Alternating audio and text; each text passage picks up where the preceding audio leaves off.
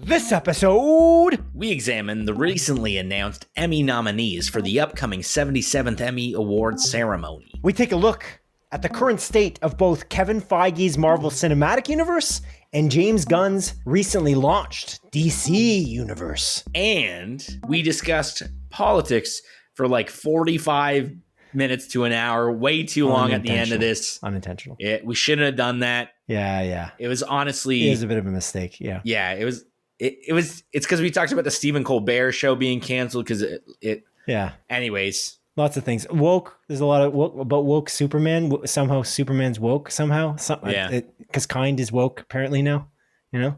And he's an immigrant. Yeah, Immigrants that's are woke. crazy. Yeah, immigrants are woke too. So, yeah, we talked about politics way too long, you know? And then the people talking about, I maybe brought this up too much, but we talked about how people keep saying that Disney is lame, like as a whole, as if like there's no, these are individuals who never even watched most Disney content, but they keep saying everything's lame. But yeah, anyway, I may have brought that up at least 7 times. You did. I also brought up the phrase, the James universe, but Adrian literally never responds to it at all. It's such a cheesy, weird thing, like the DC James universe, but he never even responds. I think he was distracted. I think he was like reading emails while we were recording for at least half of the episode. I acknowledged it. Yeah, he was, honestly, I forgive it. No problem. I understand. You know, we're leading busy lives. That's fine. It's all good. I'm not trying to clown on you here. But anyway, yeah, that's it. Politics. Too long. I apologize to you, audience, but we won't do that again. Probably. Maybe. I mean, look, we don't get paid for this, so we might just talk about politics whenever we want, but we probably won't on episode 116. This is episode 115, though. And my name is Simon Eady. And I'm Adrian Pinter. Welcome to Split Focus, a film and TV podcast, episode 115.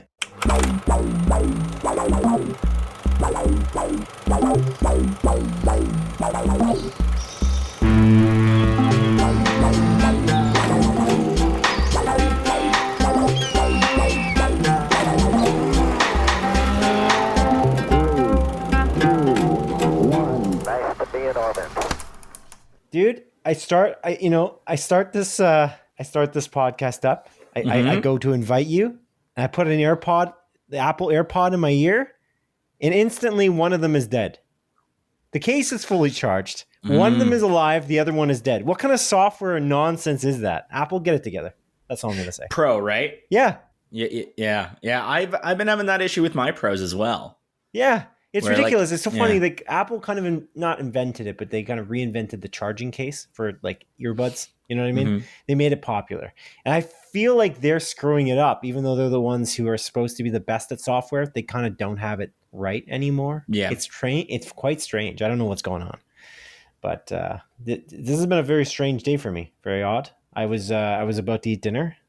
Before you ask, it was pizza that we ordered. We didn't make it. And we're about to eat dinner, right? And then a fly gets into the room where we eat dinner like in our, like, it's not really a theater, but like a small like living space where we watch movies and TV shows. Yeah. And so this fly is flying around, but I'm like, I will not accept this fly flying around while we're watching a show and we're eating this fresh pizza that we just picked up from the store. Yeah. From the pizza store. And so we're like, literally, we spent 20 minutes trying to kill this fly. We're literally insane. It comes through the dog Reddington. The fly gets to the dog, and the dog is participating. The dog is trying to snap this thing with his mouth like it's like an alligator, you know? Oh my God. It's like hungry hippo over here. He's trying to catch it with his mouth. The cat's trying to catch it with her paws. This is like some kind of weird ass Disney animated feature or something. And then we eventually kill it. I kill it. I have a stray shirt. I take my shirt off, Adrian, and I whack it. 20 minutes in, it's dead. It's dead. That was my dinner before we came to record this. I'm glad, man. I'm glad. You're glad. It's stressful. I'm trying to tell you, it's stressful. You're glad? I'm glad that you killed it, is my point, man. I'm glad that you killed it. Yeah. Yeah, okay. Are you okay? You seem distracted. I know the difficulties of flies. Catching flies? Okay. Catching them specifically. You ever use the electric fly swatters? So as a kid, my family had the electric one, but really the only reason we had it was for mosquitoes. And I think it even attracted the mosquitoes because it made like a noise that it like pulled them in.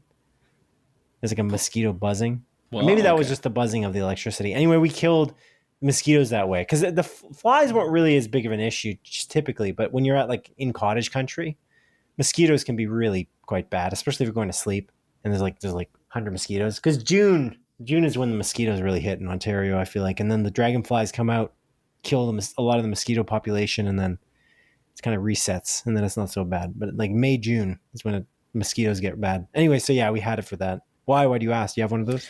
Yeah, I've used it, and it's like super impressive how quick it just murders these things. It's just like it sends this electroshock. It's like the electric chair for human beings. Yeah, it smells bad too. I've never seen someone get, I was about to ask you if you've ever seen it. I'm like, of course not. But I've never seen anyone get, that's me in an electric chair. I'm doing noises. I know we're not on video for the guests. But like, do those people smell when they get electrocuted like that? Oh, I imagine so, yeah. Do they even do that anymore? Or is it all lethal injection now?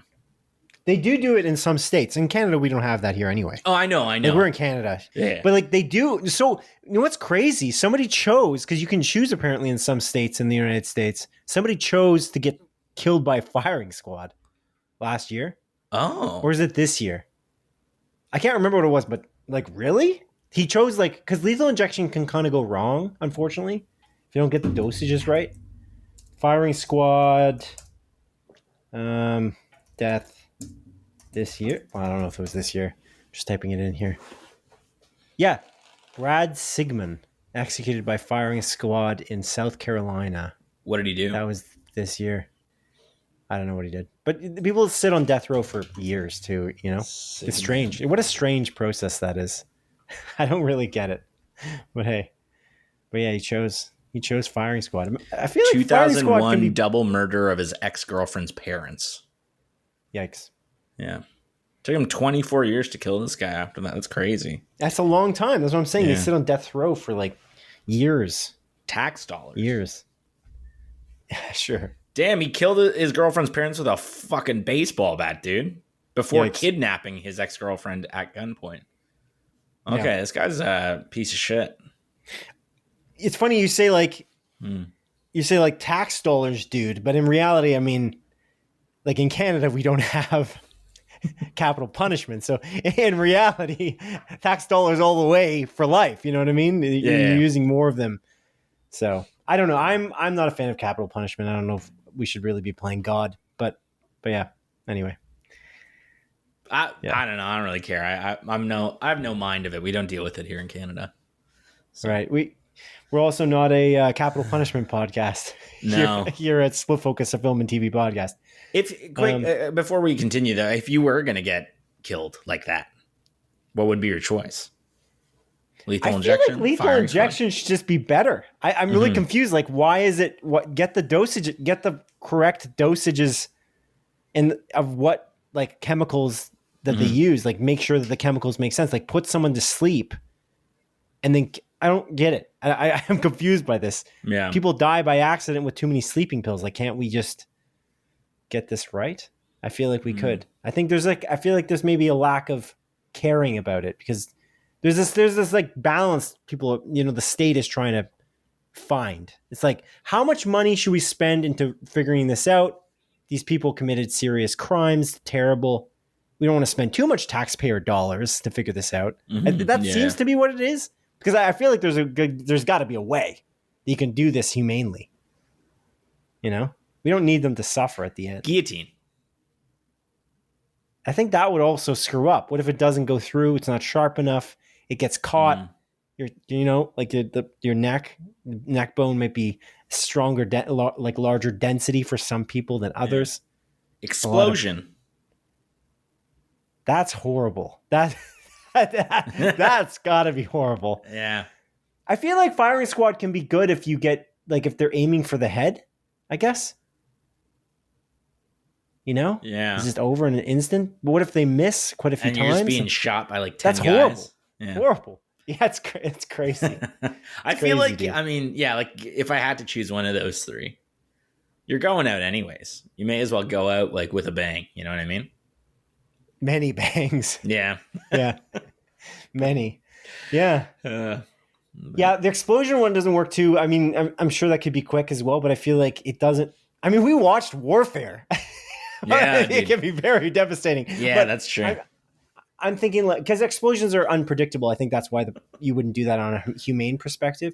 But if you do that as well, like where do you do the explosion? Like in the middle of the desert in Nevada or something? Like what is there like a place where you die there? Like it doesn't make sense. Like because there's also like collateral like damage that could happen, not to people, but like you can break property. You're not gonna have like, you know what I mean?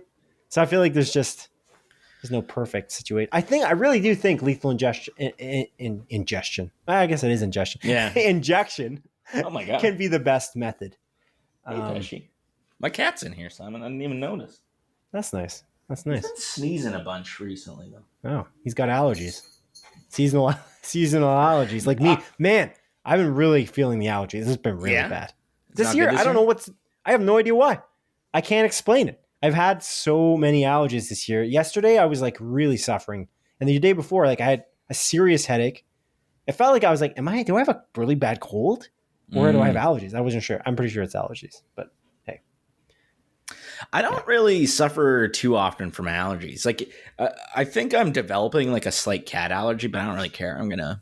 You're developing one because like I undeveloped it. Undeveloped it. Yeah, you're underdeveloped. You know about that, right? You undeveloping your cat allergy? Yeah. I mean, you know that I'm underdeveloped. I think you know that I'm a little bit wacky. But other than that, wow. you know. I feel like I know this. I feel like you've told me this tale. Yeah. In the past, I'm having almost like the opposite. Where, well, to be fair, it's always like I'm gonna be cuddling my little cat Pesci, and I'll be rubbing my face in him, and then like after I rub my face in him, like my face is just so itchy and like. But at the same time, is that really allergies, or is that just me rubbing my face on a hairy little cat creature and getting all the dander in my face? Could be. Yeah, but my fiance moved in. I had the dog. She had the cat. And over time, somehow I became less allergic. My brother's incredibly allergic. So is my sister, but not as much as my brother. And my brother like would not be able to survive at all. Like there's situations where like we went camping with a family friend, and this cat was in and around the tent that we were sleeping in before we went. Like we didn't take the cat with us camping. And then we're in this tent. My brother could not sleep in there. Like there's just a little bit of cat hair, cat dander, and he had to sleep in the car, which was horrible. Like we went to like where did we go? Tobermory. Anyway, has your brother ever tried manning up a little bit, dude? You know, it's like he can't breathe. A little bit of cat hair. It's like this. It's like like that. It's really bad. It's so overdramatic, dude. That's so overdramatic. Sure. And so for me though, I was literally allergic as well. I was not like that. I was never had a breathing issue to that extent. I was like full on sneezing and like I would cough a little bit. It was bad. Yeah. I was like, oh man, this is not good. But I'm like, it's not that bad. I can get used to it. And it's strangely, I became immune. I was like, isn't that a thing in like The Princess Bride? Oh, you never watched The Princess Bride? Never watched The Princess Bride, no. I think a character like poisons himself slowly and then becomes immune to poison. It's kind of like I microdosed the cat dander. You microdose the cat dander. Yeah. Okay. And then slowly I became I'm really not allergic now. Now I can put my face around the cat and there's like no issue. Oh, you know what? The worst thing was the worst symptom was my eyes would get so red. They would get so bloodshot getting near the cat. It'd just be terrible. But now it doesn't even happen at all. That part doesn't happen at all. Yeah. Anyway, that's my story. Well,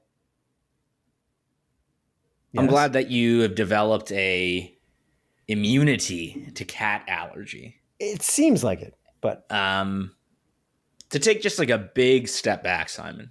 Yes. What toppings did you get on your pizza? Oh my God. When you eventually ate it.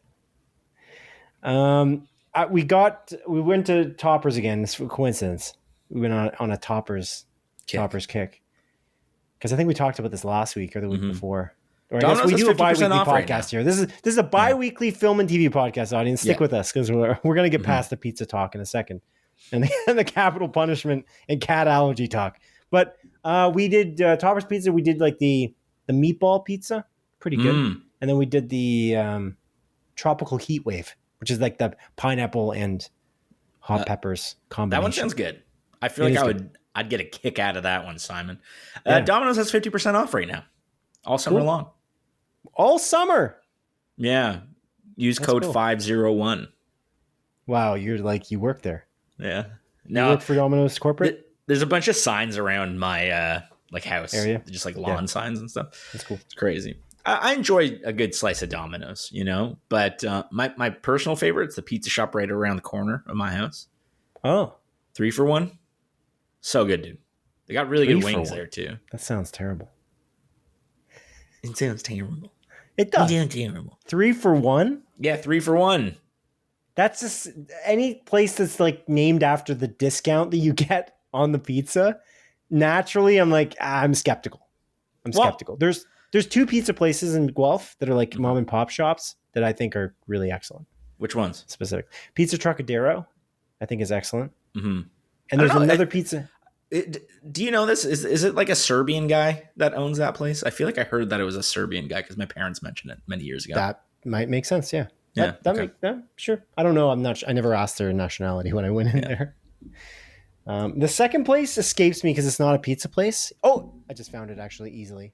The Real Deal Sports Bar and Billiards. Oh, dude. Real Deal Pizza. Excellent. It is so good. The cheese, out of this world. So stretchy. It's like the super low moisture. Delicious. Flavorful. Right. Good stuff, man. There you go. Good stuff. Yeah. Guelph Pizza. Anyone listening to this? If you're into some Guelph Pizza, if you're in the area, The Real Deal Sports Bar. Good shit, dude. It's good. We actually have a pretty packed show for film and TV this week. Yeah. There's actually quite a bit to talk about. There's more quick bite news than usual. We also have a split focus special segment. Oh my God. To go through to talk about the Emmys, which is exciting. Okay.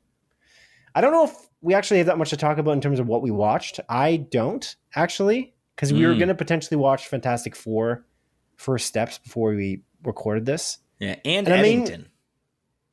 Eddington, we didn't see either of those, both of which have come out since this episode is airing. But we're recording this on Wednesday, the 23rd of July, which is before the release of Fantastic Four. I mean, I guess there's a chance that there's going to be a Fantastic Four review spliced into this episode. But I guess if you're the audience, you'll find out if that's the case. And you'll probably already know that because we would have introduced it in the cold open to the episode. But I don't know that because I don't know the future.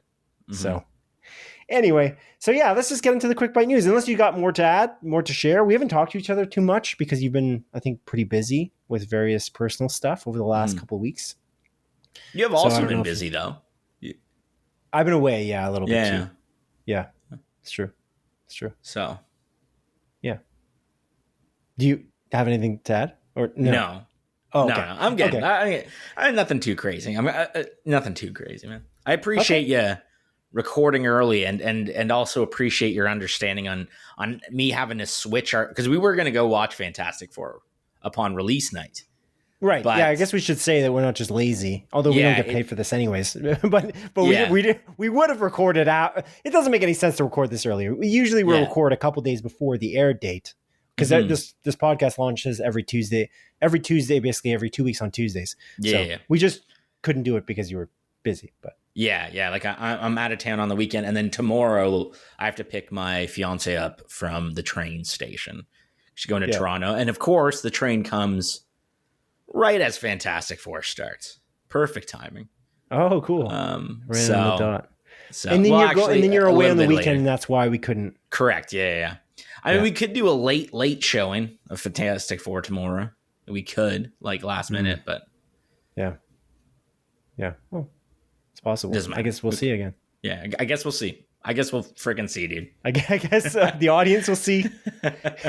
What will the future hold in this very podcast and the past? Because again, we would have announced it in the cold open.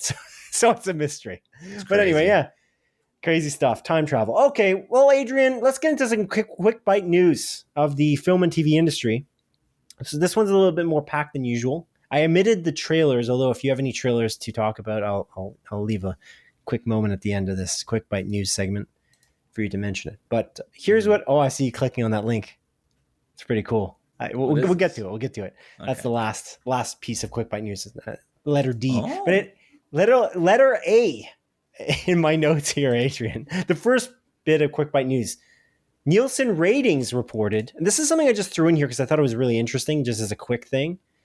Netflix managed to crack the top 3 in viewership in June when compared to all media distributors.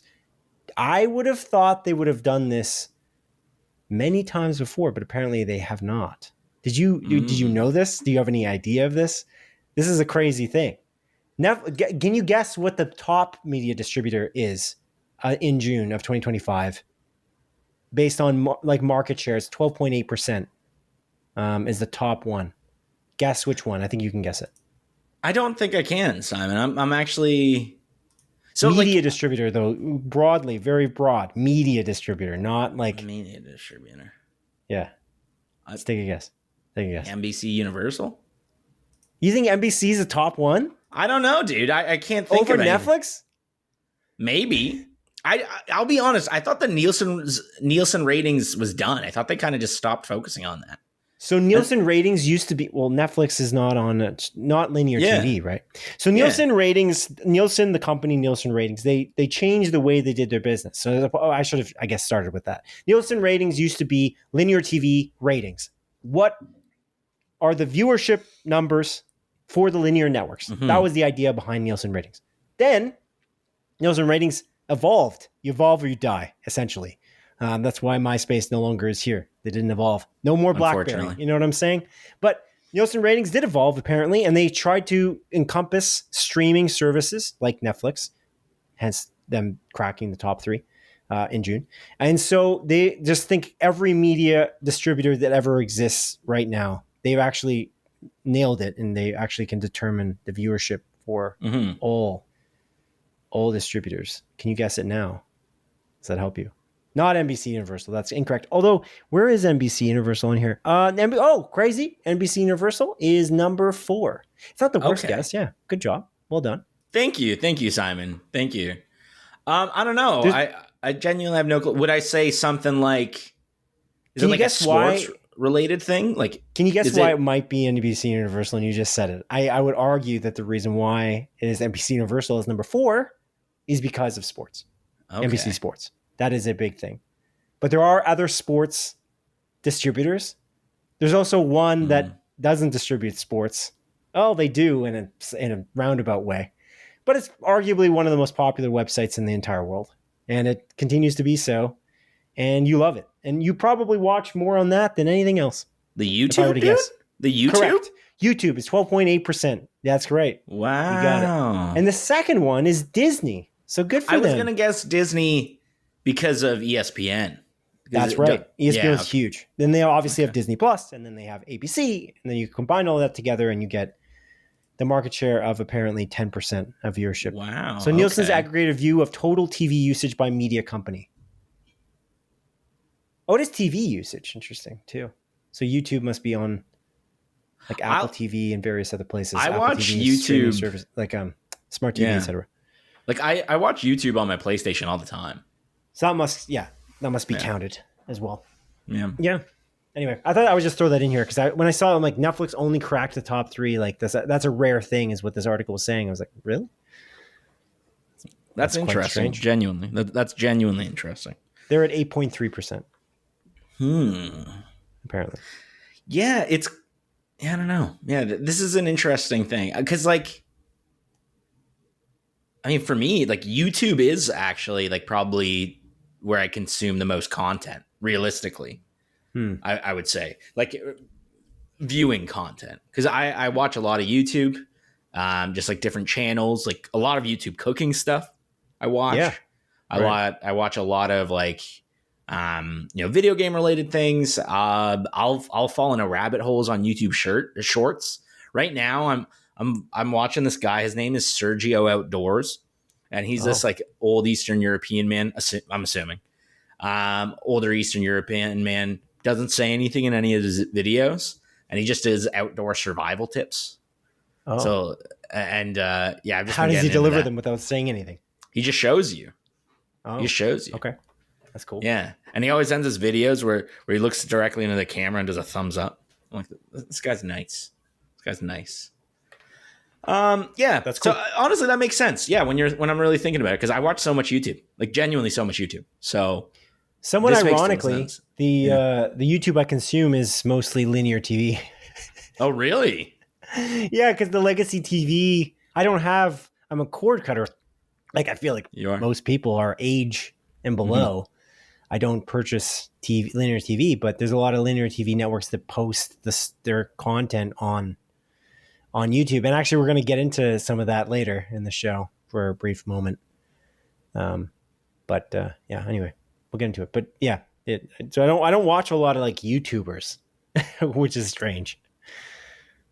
I watch a few with my like fiance, like that are just kind of like general, that are like actual like YouTubers as opposed to like, I don't know, like your Danny Gonzalez or Drew Gooden, like those kinds of guys. If you're familiar with them, they came from the Vine days, honestly. Sure. And then like Chris Reagan. I don't know. Yeah, I know him. Yeah. He doesn't really make much YouTube stuff anymore, though, to be fair. But then I watch, again, like it's all the cooking stuff, like your Adam Ragusa, America's Test Kitchen. I watch a lot of America's Test Kitchen, Simon, which I think is also like a channel on TV. So like it's interesting. There's a lot. And also like all the late night talk show guys, they're on YouTube as well. Not that I really watch them. I'm sure that's we'll what I'm talking about. One thing. That's linear TV. That is linear. It goes one way. That's not... That's for those who don't know, because Adrian's joking, but linear TV is referring to network TV on YouTube in this case. But yes, ha ha ha, Adrian, ha ha ha. But speaking of Chris Reagan, so we both listened to Sacred Symbols. Actually, I was going to mention this. I forgot about this on the top, but I thought we had a lot to talk about, so I was going to skip it. But I want to say it because you mentioned it. Okay. Those guys kind of annoying me lately. And there's a particular reason. Those guys are podcasters. The podcast network they run, Colin Moriarty and Chris Reagan, Dustin Furman.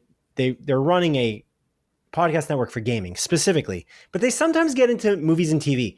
The last episode I listened to, I literally shut it off because I'm getting so annoyed with this idea. And this is not just them, but in general, I find it annoying that people present their opinion on things that they have never watched or played. It's getting me very annoying. You're very annoying. Maybe I'm annoying too, but it's getting me very annoyed. So one of the things that they said last episode was Disney is lame. Disney is lame. Star Wars is lame. Just blanket statement. They claim they don't watch Star Wars or Disney stuff.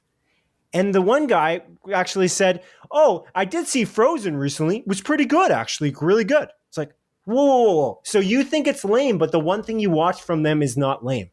So you didn't watch it, but you think it's lame? How can that be? And that's not them. That's everybody. That's what I claim. And we started this podcast, episode 101, and we said right out of the gate, the reason when we started this, one of the reasons, a sliver of a reason, like maybe 2% of the reason we restarted the podcast is because there's a lack of nuance on the internet. It's just so annoying. That is the literal definition of no nuance. You didn't watch it, so don't talk about it. Star Wars isn't lame as a whole. Some of it is. Rise of Skywalker is one of the worst things I've ever seen in my life. But Andor is one of the best things I've ever seen in my life. So maybe if you watch Andor, then you can claim it's lame as a whole after you watch it. That's kind of my argument. If you want to you blanket it, the entire company of Disney, all the animated stuff, everything Disney makes, Marvel, Disney, they claim that's all lame. That's just stupid. Am I wrong? You tell me.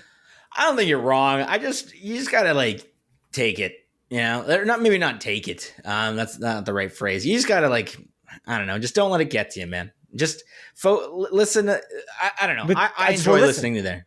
I just don't listen anymore. That's what do you mean? Don't let because the reason I listen to them is because of the amount of nuance. They have nuance when they talk about gaming. Yeah, that's I appreciate it, but then hypocritically, they just don't seem to have nuance. That doesn't bother you, eh? I'm surprised. Whatever, dude. Silly. It's a 4-hour podcast, and it's like they say a couple sentences that annoy me. Like the amount of enjoyment I get outweighs the odd negative thing that they bring up that I just simply don't agree with. I mean, that's not my point, but sure. No. I'm saying it's wrong. It's wrong. It's blanket wrong, and there's nothing. I'm not saying that they're bad people. Now you're interpreting what I'm saying as not nuanced, which is strange. I'm just saying that that's the wrong way. You're saying that I'm kind of taking it that they did that one thing and therefore I can't look at them in any holistic way. Well, no. No, I turned it off that one time. I'm not turning it off forever. You know what I'm saying, right? Because it's the same idea. I get what you're saying, man. I get what you're saying. Jeez Louise, I get it. All I'm saying is just like, yeah, like again, everyone will annoy you at some point or another, and it's just about like, I don't know. It doesn't bother me that much, simply. Okay. But I do agree. Like I think that statement in particular is wrong.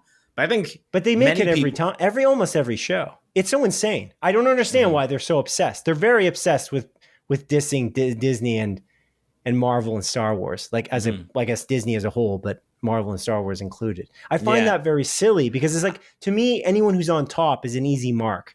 You can always go for the guys on top. Disney, look at this. I mean, 10%. Nielsen ratings as a distributor. No, I get that. Again, and you're like, I actually wrote into their show once specifically about that topic. I don't know if you recall this, like 2 or 3 years ago. That's why I'm surprised you're defending it. And they literally, like, I think Colin Moriarty literally told me to suck his balls on air. So like, like, you know, it's like, okay, whatever. I made my piece at that point, or I made my point.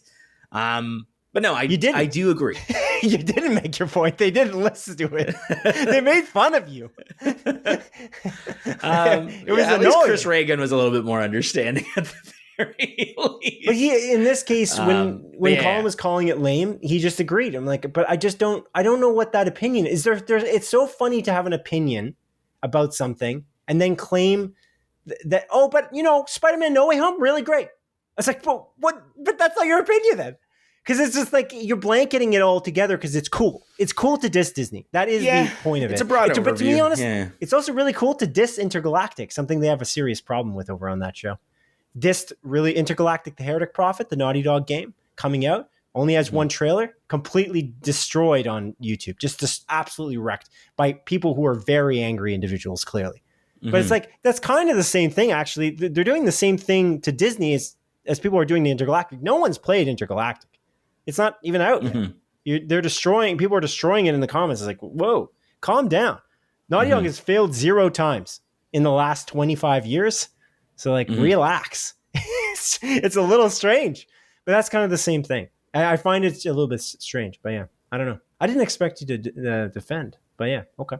I don't think I was necessarily defending. I'm just kind of saying like, whatever. Yeah. It's annoying sometimes, but again, everyone annoys me. You annoy the shit out of me sometimes, Simon. You know? Yeah, I know. Probably right now.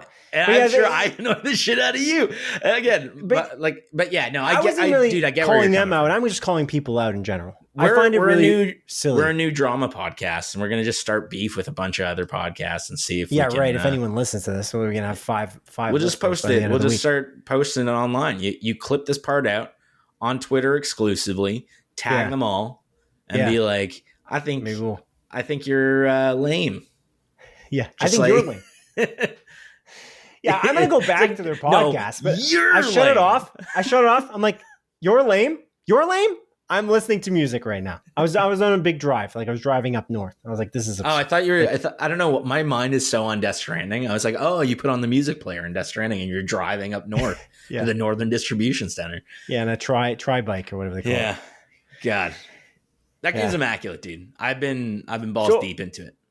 Yeah, Death Stranding, excellent. You know what's interesting? I've never heard anyone have this take, but maybe I just haven't heard enough takes about Death Stranding because I'm trying to avoid the spoilers. Because there's a lot of wacky things that I haven't seen that I keep getting spoiled even on Instagram by accident. Yeah, that sucks. But one of the things that I thought about recently when playing the game is this game, in the strangest way possible, is kind of the most Batman I've ever felt playing a non-Batman game, playing a video game. Can you get where I'm going with that before I explain myself? Or maybe not. No. I've never felt like Batman more. So Batman in the comics, he's all about prepping. He's like planning. He's a planner. He goes in, he knows exactly what he needs. He goes to the location. He's not the strongest guy at all. But he knows what he needs going into it because he's planned his route. He's planned exactly what he requires, and he takes with him what he needs. The utility belt is a huge thing about Batman. And he's got all of these gadgets, like a crazy number of gadgets. He's almost an Inspector Gadget. The number of items in Death Stranding 2 is unbelievable. The things that you'll maybe never use. There's some ridiculous things in there. Some unbelievable stuff. Like way far and above what they gave you in the first game. Yeah. It's like game director Hideo Kojima has killed it. There's like a lot in there. But like you can feel, you just like whip out a gadget and you just got like this. You got a shotgun. I don't want to spoil some of the fun ones, but like a grenade pistol. Like that's not that fun. But there's some crazy ones that are like, okay. And then some of the like the moves you have to fight with are like, okay, I guess I can do this now. There's just like some really crazy stuff. And of course, there's a lot of stealth aspects of it, which is very Batman-esque. And now in Death Stranding 2, whereas Death Stranding 1 didn't have this, there's a day-night cycle. So like I specifically only go out at night when I'm attacking a base if there's like armed survivalists as an example. Interesting, yeah. So, does that make any sense or no? I can kind of see where you're coming from like a high overview, you know, like from like gadgets and like but prepping. I don't feel like I'm Batman in the sense of like I'm flying and swinging or, you know, like pulling people up and doing all that. But that isn't necessarily Batman. When I think about Batman, he's like this detective who's like this like really smart guy. There ain't much detecting. Sure, there's no detecting. Yeah. Like he's a smart dude is my point. He's going into these situations knowing exactly his enemy and he knows how to plan. And I find that like the Arkham Asylum games, Arkham Asylum City and Night, they're great games, but I don't think that they nailed that aspect of it. Even the detective aspect, not necessary. There's some detecting, but not as much. But specifically the prepping aspect, barely at all. Like you're not really going in planning or how you're going to attack the guy, like the goons you're attacking. They just show up. And you're like, oh, I guess I got to take these guys out now. That's pretty much how it goes. You're doing it in the moment. Whereas like if you think about like Batman versus Superman, he plans out his entire fight with Superman before it even happens. You know what I'm saying? Okay. He wins. Spoiler alert. Whoa. Okay. What's the next one here? Unless you got more to say about. No, I mean, we're talking about DC. This actually kind of leads right into this. Perfect. Okay, well, apparently Superman is woke now. That's fun. Yeah. So the Superman movie came out. James Gunn's Superman came out last week, or I guess 2 weeks from when this episode airs. And but Superman was claimed to be an immigrant by James Gunn. Sean Gunn, his brother, claimed the same thing. And that somehow surprised people that Superman's an immigrant. So they claimed that that's woke. Fox News claimed it's woke. Various other people on the internet claimed it's woke. Seems ridiculous to me. The box office, though, quite good. Quite good in contrast. So I don't know if that really matters. Although it's not as good on a international level, and that could be because of the situation with like anti-US sentiment. Yeah.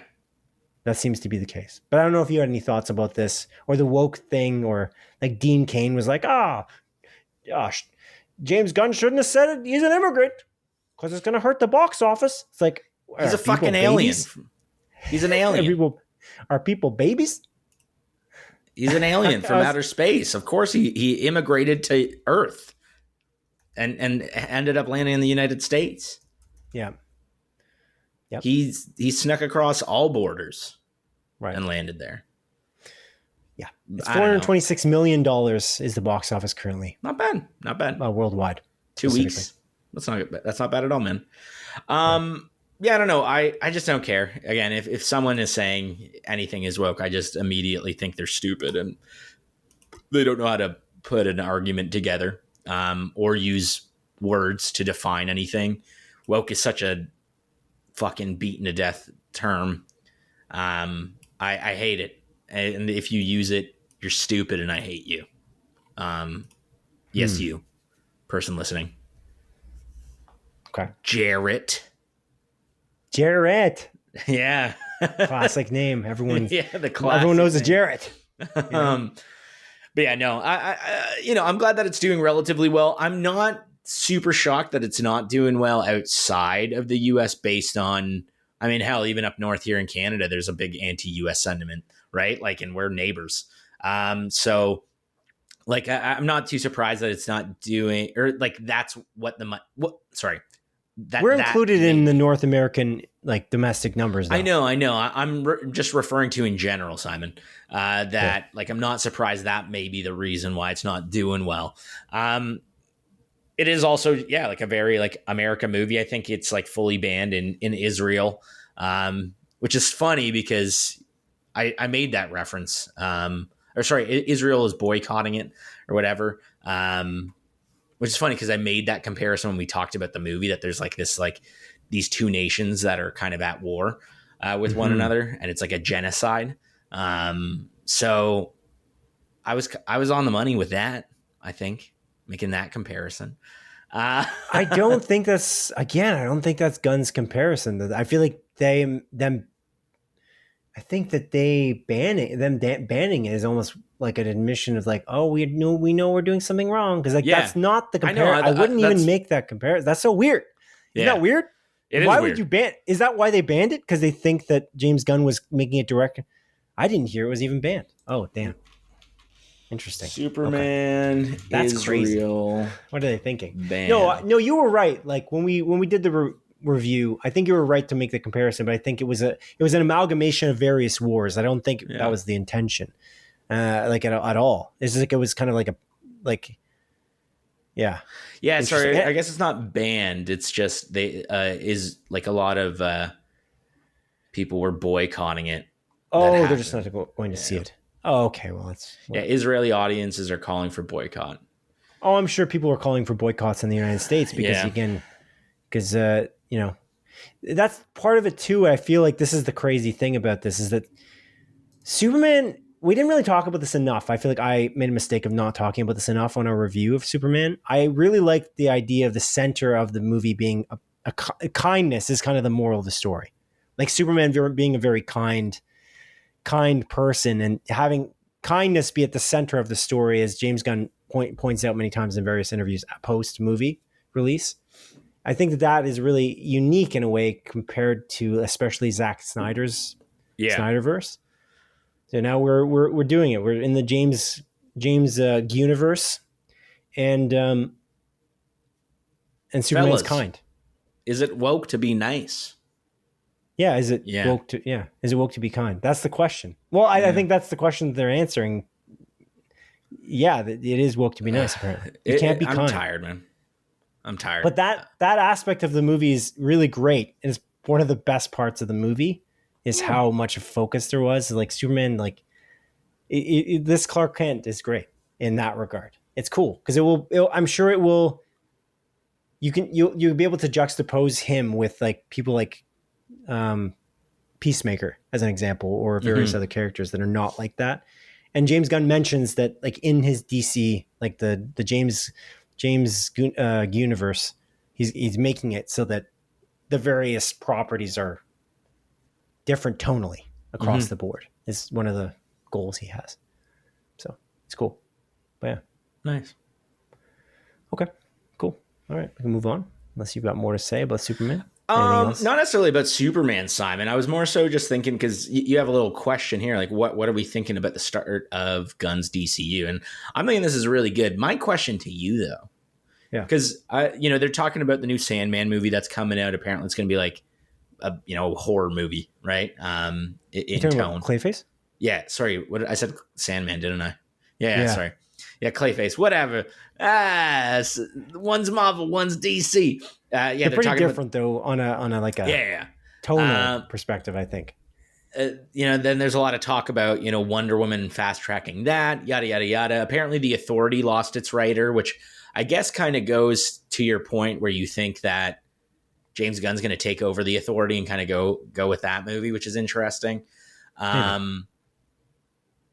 But there's absolutely no talk about the Batman in this universe. The Brave and the Bold. Like they announced Batman Brave and the Bold. And I'm curious, because there was a lot of hubbub. They said Bat Reeves' Batman movie is separate. It's going to be separate from this universe. Do you think there's a chance that they're just going to fold it in? No. You don't think so? No. It's too different tonally on a different perspective. He just doesn't view it that way. I think he respects what Matt Reeves has done, but I don't think I don't think that would be his Batman universe. Also, again, that they're running into the same potential issue as like, I guess Marvel has run into with like the Eternals. Like there's like the Eternals didn't show up for Thanos for some reason. Like why is Gotham, like, I don't know. So Gotham feels like it's siloed, and that I think is a problem. I think they're going to cast the Brave and the Bold. No, they were asked. He was asked in another. There's so many interviews with James Gunn. James Gunn was asked in an interview about Brave and the Bold, and like he was asked specifically about Alan Ritchson, and he's like, "Oh, I really like Alan Ritchson." He said, "I'm like, I think Alan Ritchson, as much as there's no announcement and there's no casting until a script is done, according to James Gunn. I do think Alan Ritchson might be a front runner for the Batman in this universe, but I don't think Robert Pattinson will be Batman in the. Do you think that? Maybe you do. I think there's a possibility. I think there's like this slight chance. I know they are very different. Nature. There's a really grounded nature of Gotham in like the Bat Reevesverse. You know what I mean? Think about the Penguin, especially. Mm-hmm. Yeah. Again, I just think there's a chance. Again, because it is very different in tone. I would be curious how they could fold that in together. But again, like, I mean, there's so many different comic books going on all the time. You know, there's Batman comic books that are more grounded than Superman comic books, and sometimes they'll still cross over anyways. So I don't know. I think there's a chance. But yeah, like, I don't know. I wouldn't mind that, because if it means that we get more Batman movies quicker, that would be kind of nice. But yeah, I don't know. I'm a little bit doubtful in that. Who would your top casting choice be, though, if they did cast a new Batman? I kind of like Alan Ritchson as a choice, actually. So I don't know. I'm not sure. It's just you need a younger Batman, I think. If you're gonna try to. Well, I guess he's not that young though, because his child is Damian Wayne. Yeah, he's got a kid. His son might be ninjaing about already. But you don't want like Ben Affleck. You know what I mean? Like a Ben Affleck aged Batman. Yeah, I guess not. I don't think you want Ben Affleck because I don't think he wants to be there. But I think you need somebody committed as well. But I don't know. It's interesting. Who would you pick? Ooh, Dwayne The Rock Johnson? Pardon me? Dwayne The Rock Johnson? No, he's too busy being Black Adam, dude. In the DCEU. That's over now. No, he's still coming, man. He's going to change the hierarchy of power in that universe. That's it. Yeah, I don't know. I maybe if anyone, someone like TJ Miller, you know? Yeah. Sure. That makes sense. Yeah. Yeah, sure. That's my final choice. Final choice. Good to know. Okay. Great.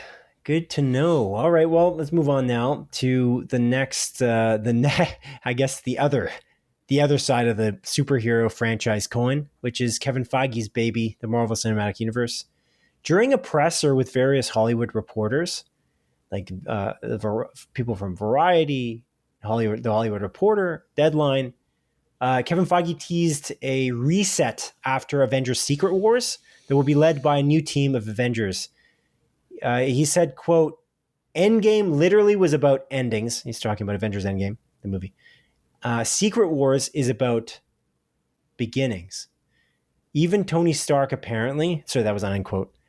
Even Tony Stark will be recast apparently, which is strange. And the new MCU seems to hinge off of X-Men after Secret Wars. We got 2 years after 2027 is when this reset will potentially happen. But it also means that we probably won't see like this new X-Men or whatever their plans are until post the Avengers team up movies by the Russo brothers. I have so many notes about what Feige said during this. Did you read any of what he was saying to Variety, Deadline, The Hollywood Reporter, and all the other? I saw headlines, but no, I didn't really dive into it. Yeah, I could just go through them quickly and just say, hey, do you have anything to say? But basically, the one thing he said, which I think is great, because I think they need this. I wish he did. Oh, the one thing I wish he said was because I'll just get this out of the way right now. He didn't talk about power hierarchy, which I don't think he sees as an issue. And that obviously we've pointed out many times, like knowing which heroes are more powerful than others, and the fact that they just mix that all up, and somehow Sam Wilson's Captain America is like a god without super serum, which is very strange. It seems like it's not well written, but that's just us, I guess. But one thing he did find was that the MCU was scaling up way too fast with Disney Plus shows. So they scaled down by a massive amount, and they also scaled down the amount they like in terms of budgets. But there's way less TV shows being made. One of the reasons why our Ironheart and Wonder Man were filmed and produced years ago, basically at this point, over a year ago. They were made over a year ago and finished and not released on Disney Plus is because of the fact that they were releasing too much too quickly. And so they realized they needed to space it out. And so they've been making less content overall. I don't know if you have any thought about that, but I feel like that's a really good thing, I think. Yeah, I eventually tapped out as well from like the TV shows. Like I watched Daredevil Born Again. Didn't watch Ironheart though. Didn't watch Agatha All Along. You didn't watch the best one, which is strange. Which one's the best one? Loki. Oh yeah, Loki. Season 2, I never finished. What else? Yeah. There's been a few others. It like kind of just got to the point where I was like, okay. I've had enough. I think also like Secret Invasion was just so bad. I watched like the first couple episodes and I'm like, yeah, I'm not into this. I was kind of excited because there's this really good scene in the first episode with Ben Mendelsohn and Samuel L. Jackson where they're just sitting talking on a train. And I'm like, ooh, more of this. And then they just don't do that anymore. So like, I don't know, at a certain point, I'm like, yeah, it's just too much too fast. And it's the same thing with like, I mean, even Star Wars, to be fair, I was a little bit more burnt out on Star Wars because of Rise of Skywalker. And there's I know you think the Acolyte's pretty good, all things considered. And, I don't know, I didn't watch Ahsoka. I didn't watch any of that stuff. The reason I'm watching Andor is because I know it's phenomenal. And I really like, you made that one recommendation to me and I fell in love with it with that first season. But yeah, I think there is a thing as too much content at a certain point. And like, sometimes I want variety. I know you mentioned that like Star Wars is a genre and you can kind of like create a bunch of different stories within it. And as long as it's good, it's worth watching. And I do agree with that to a certain point. But when everything is everything is technically connected and everything is still happening within one universe, there is like a level of like where you want to know everything because there's so much. It's like, well, why am I spending all this time kind of catching up? And then, some things aren't as great as others.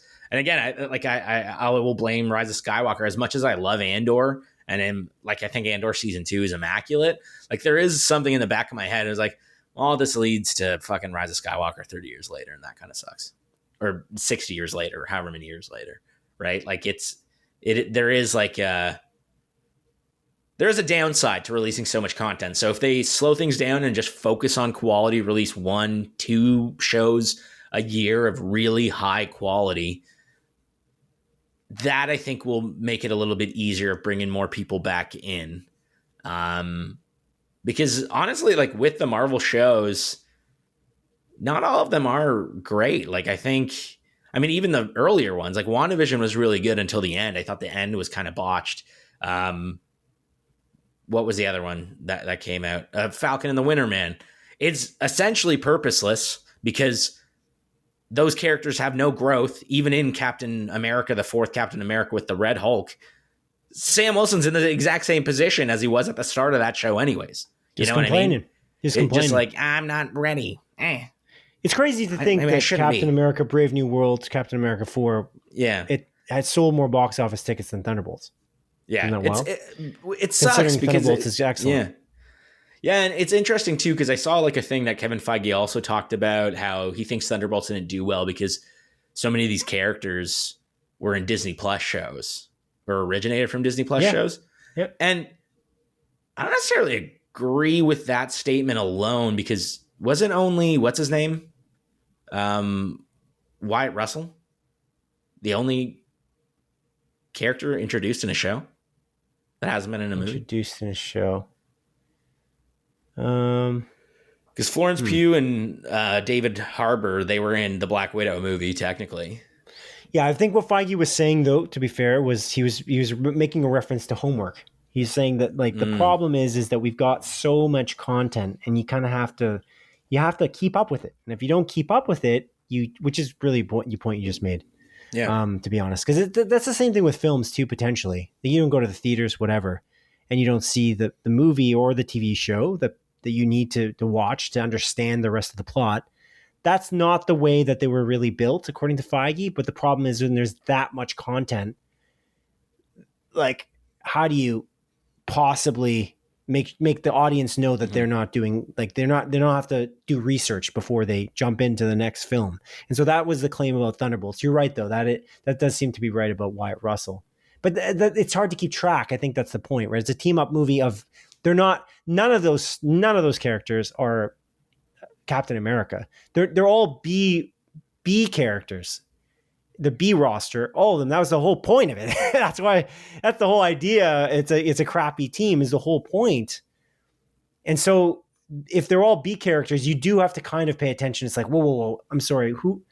Who is this person who can kind of phase in and out of walls? Am I supposed to remember who that is? Ant-Man 2. She's from Ant-Man 2. Right. But how long ago was that, right? Like Ghost was so long ago. Yeah. And so it's like you have to keep track of all of these random side characters. That's kind of the point I think he was making. Yeah. And so like they have to make it more deliberate in their choices. The quality over quantity is also a part that he was specifically mentioning. That was super important. And he also doesn't like things sitting on shelves like Ironheart. That was not intentional. They did that because they spread themselves thin because there was a company directive specifically for Disney Plus content that they had to make a lot of Disney Plus content to sell Disney Plus. That was their goal. That's what Bob Chapek told them to do. And they started to do that, and it was a mistake, is basically what he said in not that many words. He didn't say Bob Chapek or blame anyone. But anyway, yeah. But yeah, you kind of mentioned that, though. That was kind of your problem with it. Mm-hmm. They're just a bunch of B characters. It's funny that you haven't watched Loki, though, a little bit, because it is the best one. I think largely the TV shows were pretty good. But you don't want pretty good. You want excellent. That's pretty good in this landscape is a death sentence in a reality. There's too much content out there. There's too much stuff. There's too much amazing content. Is like the Andor. issue. Like Andor. I mean, we'll talk about a bunch of amazing shows that came out this year or late last year alone, right? Yeah. Because we're going to be talking about the Emmys a little later. And there's just been so much amazing TV, and the expectation of being able to keep up with all of that, and then also watching some pretty good stuff is just, it's absurd. And not only that, like both you and I, we're fans of movies, so we go to the movies a lot, right? Though that's not as big of a time commitment, maybe 2-3 hours, on a day. Just go to the theater, cool, watch that.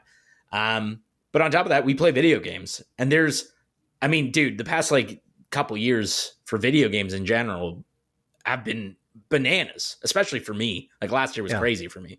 And then this year's already off to an amazing start. Like I'm 80, 90 hours into Death Stranding. I'm nearing the end, I think. But it's like, I don't know, man. Like if I have some free time, I'm going to be playing that fucking video game instead of sitting down watching a relatively okay TV show. You know what I mean?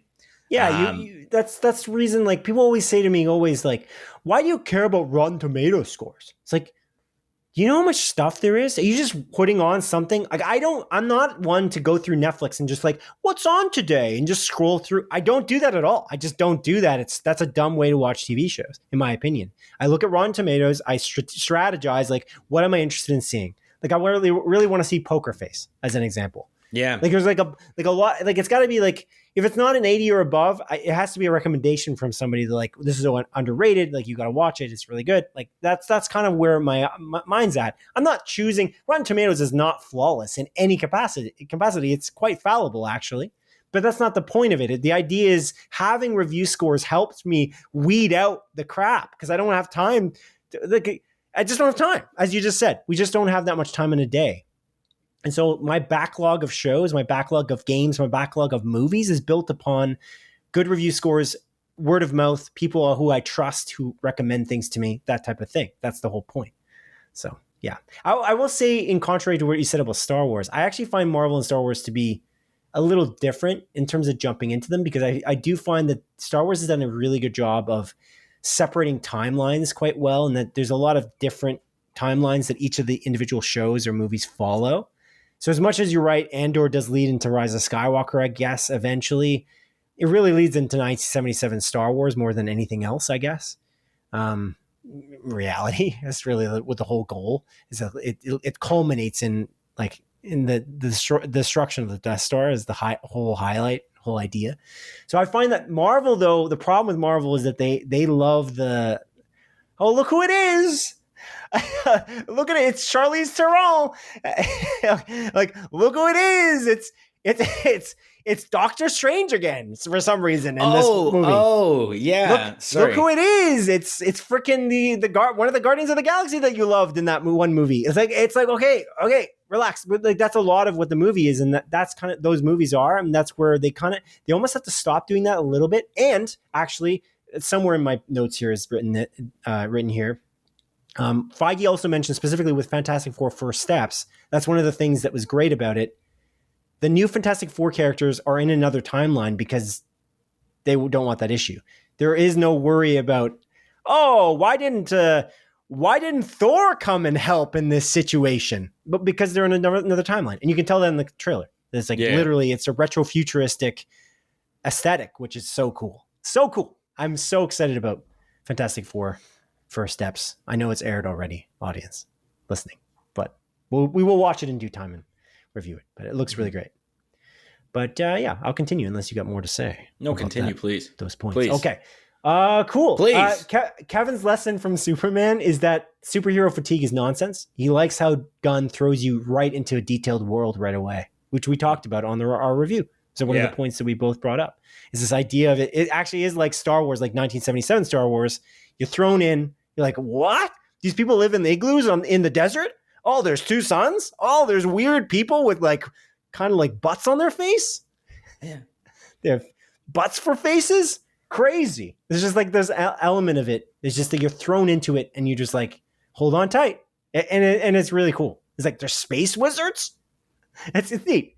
It's awesome. And that's kind of what James Gunn did with like Mr. Terrific and the team of, what are they called again? The Rogue Gallery, the Outlaws, the Justice Gang. Yeah. The Justice Gang in that movie, really entertaining. And the fact that like Superman is not an origin story, that they kind of start you in the middle of it. It's cool. And I think that's really neat. And I think that him not believing in superhero fatigue is real. I believe that too. But I said this with Star Wars again. Make good stuff. Don't make shit. And then people will come watch it. That's the key. I agree with that, Simon. Okay. Make good stuff. Yeah, don't make shit. Don't make shit, dude. Don't make shit unless into toilet. Okay. So, what else do I have here? That's actually that's a very good point. That's like that's a good line there, dude. Incredibly don't make insightful. Shit unless into toilet. Yeah, I like that. Thank you. Don't make shit unless into toilet. Simon Edie. Put that on the shirt. All right. These notes are too tiny. I need to work on making these notes not so tiny, you know? But okay, so apparently the Doctor Doom pivot away from Kang is not because of Jonathan Majors' troubles with the law initially. Mm-hmm. It was actually, they were thinking about it beforehand, before Quantumania came out, mm-hmm. which I think you shouldn't even be shaking your head because you don't like that movie. So that it makes sense that they saw the movie and they're like, maybe we should pivot. But apparently they thought that Kang wasn't big enough. There's like, nobody really cares about Kang. He's just not a big enough character for people to really care. And the buildup has not been good enough. And everyone kind of cares about Dr. Doom already. And he's a pretty monumental villain. So they were thinking about doing it. They weren't sure, but they're like, maybe we should do something. And then obviously Jonathan Majors had trouble with the law. And then they're like, okay, I guess we have to. It seems to be what Kevin Feige was suggesting. Yeah, I guess there is like a point that like Ant-Man and Gang literally beat Kang in a fight in like the first movie that he's in. But then it does end and there's like a million Kangs on like an island or whatever. And then I guess he's in Loki as well. That was still the strategy. They weren't sure. They were like, maybe we should change. But like the idea that there's no build up to him is...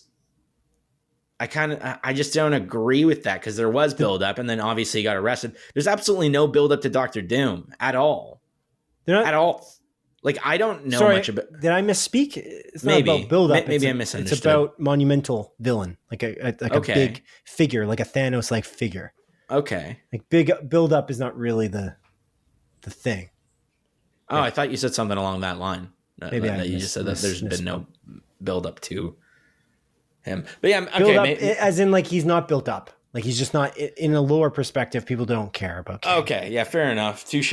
There's also like this idea of like there's so many of them, and there's also he's been in Loki, and it's like there's like which one's the real one, and they don't seem that tough. None of them seem that tough.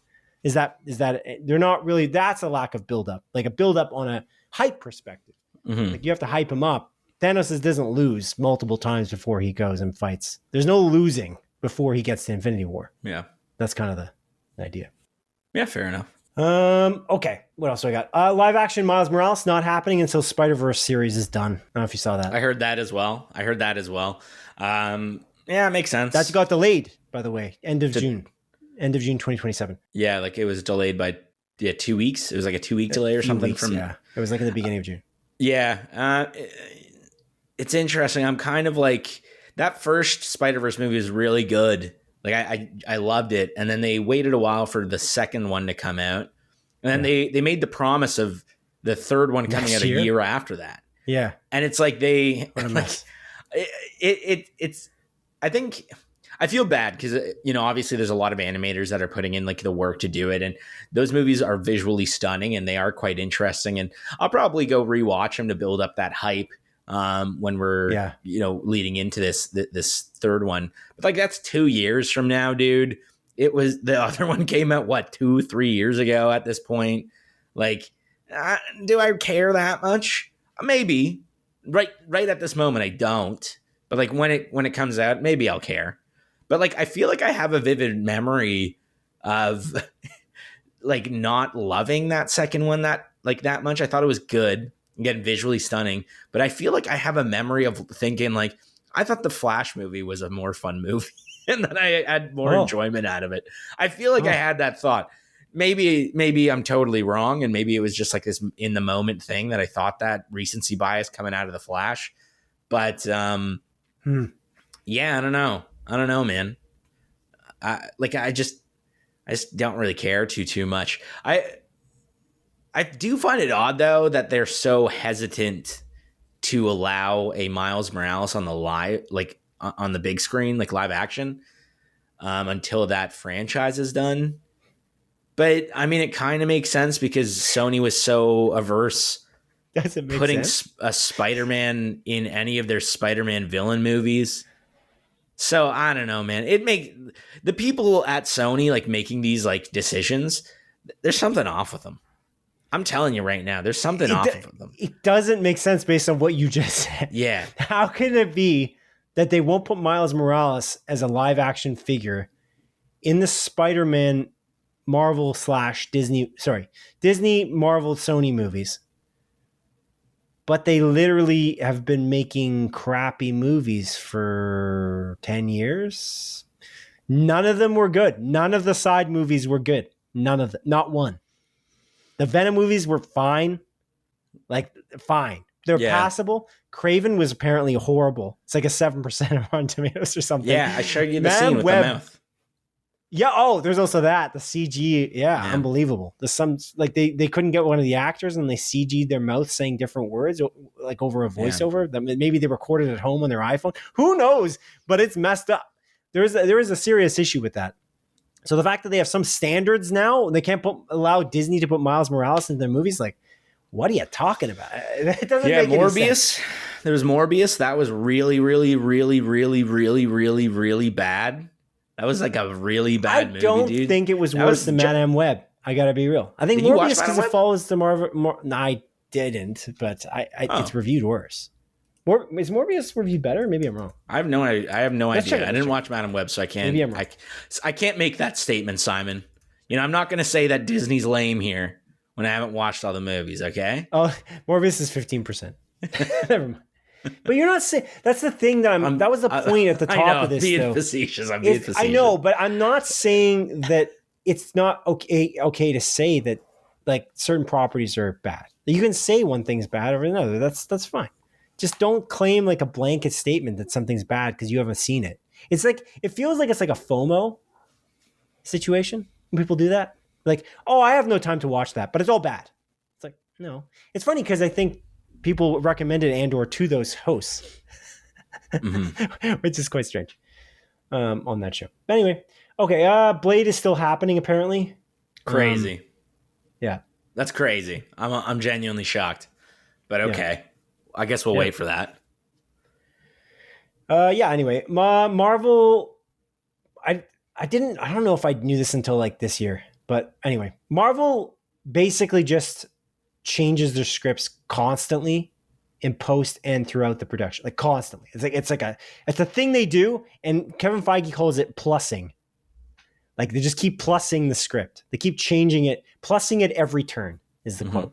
They're changing it, adding it, making things better, making sure that the characters who have done a character study on the actors who have done a character study on the characters they're playing can add to the characters in some meaningful way as well. Having the writers rewrite. Michael Waldron apparently is coming in to help write Avengers Doomsday. Alongside Stephen McFeely, who wrote like the Avengers Infinity War and Endgame. So like they've got like somebody else coming in to just even make it even better. So Michael Waldron of Loki writing fame. He was a showrunner on Loki, I believe. But yeah, that's something. So that's just interesting because like, when you look at James Gunn's strategy, that was the thing that actually they asked about. They asked Kevin Feige in the room there. They're like, oh, well, James Gunn, he doesn't do anything until what's up? You had a thumbs up bubble. Oh, I give the thumbs up thing in the video. Trying to make it happen to me, but yeah, I don't know why. You can never force it. It can only happen randomly. Yeah, the Zencaster has some strange thing where you put a thumbs up and the thumbs up comes up on screen. But anyway, James Gunn doesn't do anything until he launches a script. Like he doesn't even do casting or whatever. But that's kind of what Kevin Feige does too. Kevin Feige claims that he's never started a movie without a script, but then they just keep changing it and making it better and better and better. And that's like a thing that apparently Walt Disney used to do, is that you just keep making things better over time by collaboration, etc. Anyway. Yeah. Okay. We talked about this I mentioned it, but we didn't really talk about it. Jake Schreier's X-Men will be a MCU reset after Avengers Secret Wars, apparently. And it looks like they're going to go to a singular timeline, which is interesting. They're like going to merge everything together to go to a singular timeline, which just seems to be what's insinuated, which is weird. What's not in the timeline right now? What do you mean? Like they're saying that he's merging everything into a singular timeline. Is it only Fantastic Four in a different timeline? No. Definitely not. Well, Loki, obviously. But yeah, and then also no, because there is multiple timelines going on, yeah. Multiverse of Madness. There's also the many different Loki timelines. Oh, bless you. But yeah, there's like multiple timelines throughout that they've shown off. And then they're merging them in that they're going to take the best of all worlds and then recast what they can if they need to. That's the plan, apparently. Interesting. Yeah. That could help, though, because their issue is that because they have all the timelines, people can't keep track as well. It's too many characters as well, which is hurting their box office numbers, theoretically. I think that's also part of it. Like, there's too many characters that you have to keep track of. And it's like, which character are you really is beloved at this point? Like, you had Tony Stark, Iron Man, and a lot of things, and it was helpful. I think it helps sell your properties. And so I think that's part of it, too. But, yeah. Yeah. Yeah, I don't know. I find it interesting. Like, I'm of two minds about this, like, sort of reset, quote unquote, just because they have been setting up so many characters, like additional characters and everything. This seems like a purely financial decision, oddly enough. How so? Because, like, you're setting up characters like, Simu Liu in Shang-Chi. Like, he's, like, kind of present, but he hasn't had anything since. Like, Like, how is it financial to reset, though? Isn't that kind of a risk? It could go both ways. I mean, I feel like it's more just. I think right now it's not that much of a risk because it seems like things are kind of going down as opposed to up. I don't think so. I think that they have the chance to have only up now because they have two Avengers movies directed by the Russos with a massive cast for both. I feel like there's And Fantastic Four is slated to, it's supposed to make over $150 million on weekend one. So I think they're... Well, that's good for that movie. I'm just saying in general, like it just seems like Marvel is kind of going down. And so like, because there is no connection to this new cast of characters that have been brought in, I guess it makes sense to reset and like recast like the previous, popular characters. But I feel like it's kind of tough. Yeah. Like, is this really going to bring people back? Is my question, or is it meant to captivate or capture a new audience? Because I don't know, maybe that will be the thing. But you've spent so much time cultivating a new cast of characters that haven't really. I think so. Again, with like Shang-Chi, Kate Bishop, Florence Pugh. Kate Bishop's not even going to be in the Avengers Doomsday. Well, that's my point, man. It's like you've had these characters and you're not utilizing them. Maybe they would be more. That's the issue. They're not cultivating. Their issue is they're not cultivating them. They're doing a bad job nurturing the characters. They're throwing characters the same one-off things and like helter-skelter nonsense. They're just throwing them like, I don't know. That to me, it's like having a crystal ball to determine whether it's a financial decision, because like the financial decision is to do Avengers movies. Like you're going to make billions of dollars theoretically in the 2 Avengers movies coming up. That I think is the financial move. Then resetting is kind of a risk. You're also claiming you're resetting it before you even do Avengers. So by the time everyone now loves the characters, then you're going to reset. That doesn't sound financially viable to me. This sounds like a creative one in some aspects. Because at that point, you've now you just basically set up this massive event movie, and then you reset it. It's like, what? Like, dude, now you just finally hit your stride, and then you're just going to throw it out the window? It seems almost like it's not like a... It almost seems creative versus... Is it a reset within the universe, though? Like, is that kind of what they're inclining? Or are they talking about like a reboot? Like a reset like not that? Not a reboot. He said it's not... Reboot's a bad word, he said. He didn't like the word reboot. So it's like a reset within universe. I don't know, because I think they've done this in the comic books, like, kind of resetting the timeline. That's the idea. They have like the ultimate universe and, other universe and kind of bring it in. I do find it weird, though, that like you would bring back like a Tony Stark, though. I don't know if we need that. I don't think they need it. Yeah, they shouldn't do it. Yeah. That one I don't really care for. But the Captain America, I think Steve Rogers is potentially what they want to do. But even then, like you've set up Sam to be Captain America, not well, badly. And then, there's also Bucky that could eventually take over. Like, I think people generally like him. I don't want Bucky to take over. Sam Wilson should keep it, but they need to get their shit together with the writing. But from the sounds of it, he's not going to keep it, because if they just bring it back as Steve Rogers, then who the fuck cares? Right? Like, that's kind of my point. It's weird. That was a strange thing about it. Yeah. Why do this at all? It is a little weird, but that doesn't sound, I don't know if that's financial though. Like, what are you going to do? You're recasting it. The thing that's beloved is Robert Downey Jr. as Tony Stark. You know what I mean? Like, that's not what's beloved about resetting. Like, there's almost nothing there. Like, you're doing it, I think, for a creative reason more than anything else. Sorry, what did you say? Like a new starting point, making it easier to jump back in. They say it's like, again, they claimed it was, Endgame was an ending. This is a beginning. That's the problem with Endgame. We've talked about this before too. Endgame is an issue because it basically shuts down all the plot threads. Like, they close them all off beautifully, but then they had nothing to go off. In a TV show format, when you're making a TV series, when you end a season, you end it with lots of threads that can be pulled at. Like Severance season 2 is like, oh my God, you have too much to go off of. That's kind of the thing. Like, it's beautiful because you have so many plot threads you can pull at for season 3. That's the beauty of that. So like, I feel like they kind of screwed that up in Endgame because they didn't really set any villain up that was potentially like more difficult to face than Thanos. And I think that was a mistake. Like, they just kind of just like let that.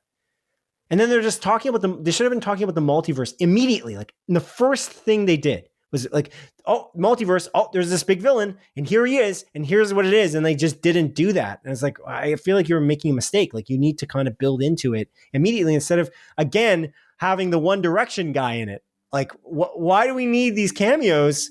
It doesn't make any sense. Like, cameo things that people are going to be really hyped and excited about, not, what's One Direction guy's name again?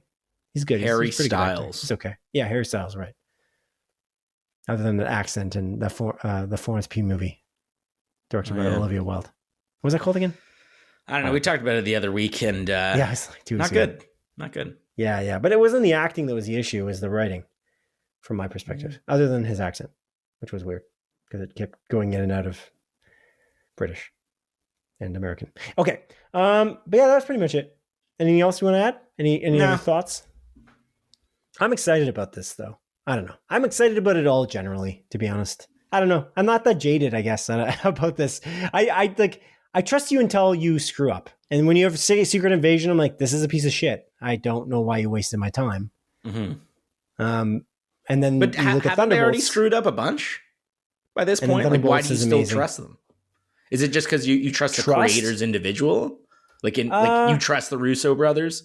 Or I'm not trusting anyone. I guess I'm optimistic. Like I'm just like optimistic in general because it's exciting. Why does everyone hates everything? It's fun to hate everything. Again, this is one of those things. I don't trust anyone. Literally, I literally don't trust anyone. But the idea is like the guy who made Secret Invasion. I'm never going to watch anything he makes ever again. That's for sure. It's horrible. But the idea is like I feel like everyone should be kind of taken on a neutral ground until you do something like. But again, that's not nuanced. Oh, Marvel messed up once. Oh, 5 times out of 20 times. Oh, I guess now they're garbage. No, there's Guardians of the Galaxy 3. There's Spider-Man No Way Home. There's Loki. There's Daredevil Born Again. I like the Moon Knight just fine. I think Miss Marvel is good. I think Thunderbolts is great. Like really, really great. Like awesome. One of the best things they put out in a while. Why is it again like when they made a few bad things, so now Marvel shit. Disney's lame now because they made no. Yeah, I think the difference is like when you had such a good track record initially, like when you think about that first like run of MCU movies, there were some not like amazing ones, but I don't think there was anything that was bad. Like I think Thor: The Dark World, I guess you can make the argument was a bad movie, but like I still found it enjoyable enough. It's whatever. There's a weird elf guy, or whatever the fuck happens in that movie. But I think like you just had hit after hit after hit after hit after hit going all the way up until Endgame, and the buildup was so immaculate. Right. So you start this new, like you finish it. It's an ending as you mentioned, or as Kevin Feige mentioned, and you start this new universe with no direction. They're throwing spaghetti noodles at the wall, seeing what sticks, adding a bunch of different plot threads. And when these movies come out, and not only are they unfocused on the direction of the universe, like where it's going to go, but some of them are downright bad. Some of the TV shows are downright bad and not worth watching, like genuinely awful stuff. I think it makes sense that you'd be a little bit jaded and be like, all right, you know what? I had a great time with that, first few phases. That's my MCU. That's where I'm bowing out. I don't really want to watch it anymore. I don't necessarily think you should be on the internet being like, I hate everything. Fuck them. Blah, blah, blah, blah. Like, no, that's obviously not my point. But I don't blame anyone for being like, all right, I'm done. Like I'm out. I think that's an okay mentality to have. I mean, sure, but I'm that's still going to watch the movies. People are doing. I know. I'm just saying in general. Someone who's bowing out completely after Endgame, like I'm not as interested in it anymore. That's different than like the vocal people are very vocal. Like there's like this, like it's garbage. It's shit. Also, Kevin said something really cool. He said that like when you make something very successful, like we did with the run until Endgame, if you don't take risks, it's like a wasted opportunity. Something along those lines. Mm-hmm. It's like, yeah. So you took a risk in Eternals. We like Eternals. So are you good? Yeah. Sorry. Like we liked Eternals, right? Yeah, no, I did enjoy Eternals. Majority of people didn't, right? Yeah. Didn't. Talk to anybody, they did not like Eternals. So like that's like a risk they took. There's like a balancing thing. Like it was a middling movie for some people. They didn't like it. You really liked it, as you said before. Yeah. So like yeah. You take a risk. Some people liked I've talked to people who like Captain America: Brave New World. I guess that's fine. Mm-hmm. Like I don't know. Like I feel like the largely the success of up until Endgame was also the same movie over and over and over again. I don't want that. I don't want that at all. I think that's more boring than what they're doing now. Actually, honestly, I don't want to see Doctor Strange / Iron Man / Black Panther / Ant-Man over and over again. It's tiring. I don't care. I'm not here for the theme park film. That's a good example of what a theme park film is. You're not really writing a plot. You could basically get ChatGPT to write the same plot again. I don't care. That's not why I'm in it. I'm in it for the risks. I'm in it for the interesting stories Chloe Zhao might tell in an Eternals. Mm-hmm. And I'm a patient guy. I'm okay with it not being perfect all the time because that's what creativity is. Like they're not really. Yeah, I don't know. I'm good with it. But yeah, I'm never gonna say don't. Oh, you better watch them all. That's never been my point. The point is that again, it's not lame because there's lots of great things in there, like Guardians of the Galaxy 3, which was excellent. Yeah, one of the best MCU movies. So it's worth watching piecemeal each one that you find interesting. And if they can't make it so that it makes sense viably on a financial level, that's their problem. They need to lower their budgets because their budgets were ballooning really badly post-COVID. And they fixed that a little bit because they're like 2/3 of what they were before, apparently. So that's cool. But yeah, I'm not going to tell people to keep watching it. But so you're jaded is what you're saying yourself, or you're kind of talking in a devil's advocate sort of way? More so devil's advocate. I mean, I'm excited for Fantastic Four. Like I'm going to watch it. Because I was like, I'm really excited about it. And you're like, well, why should you be? That's not what I was saying. I was just saying like it makes sense why some people wouldn't be. But yeah, no, like I'm pretty excited for Fantastic Four. I think it's going to be good. Like I'm not chomping, like I'm not like drooling out the mouth for it, but I'm going to enjoy it when we sit down and watch it. Okay. Hopefully. Cool. Hopefully enjoy it. I guess I'm being a little bit premature. Who knows? Maybe we'll even review it soon. Right. Okay. Well, last bit of quick bite news. This is a strange one. You clicked the link, I assume, based on your expression earlier, but this is there's a Apple TV show coming to Apple TV, obviously, Apple TV Plus. And the social media post is basically just a yellow Petri dish with a smile and a Q-tip. And it says, happiness is contagious. Mm-hmm. And there's like a timer. Oh, this is the YouTube video, actually. On Instagram, there was no timer, but there's a countdown for like a live stream, it seems like. And this is Vince Gilligan's next project. So the creator of Breaking Bad is making something for Apple TV Plus. I think we knew about this because I feel like we talked about this at some point. Yeah. I'm a big fan of Vince Gilligan. So I'm super curious to see what he does. But yeah, any thoughts on this? I don't know if you have any prediction as to what the heck this is. I have no idea what this is going to be, dude. I don't know if there's stuff online about it. I think maybe there was, and then I read a little bit about it, but I don't remember it. So I'm kind of glad I don't. I'm stoked. Why wouldn't I be? Vince Gilligan, he made 2 of the best TV shows out there with Breaking Bad, and then something that I think is even better and Better Call Saul, right? Like, so yeah, 100%. I'm all in on this, man. I'd be shocked if it was anything less than great. Yeah. And yeah, I don't know. Like, what is this? Is this science stuff? What is this? Is he going just a comedy route? Just a lighthearted comedy route? There's a lot of good comedy in it. Who knows? Maybe. Yeah. Do you have any idea what this is going to be? What this could be? No. I looked it up briefly, but it just seemed like nobody knew what it was exactly.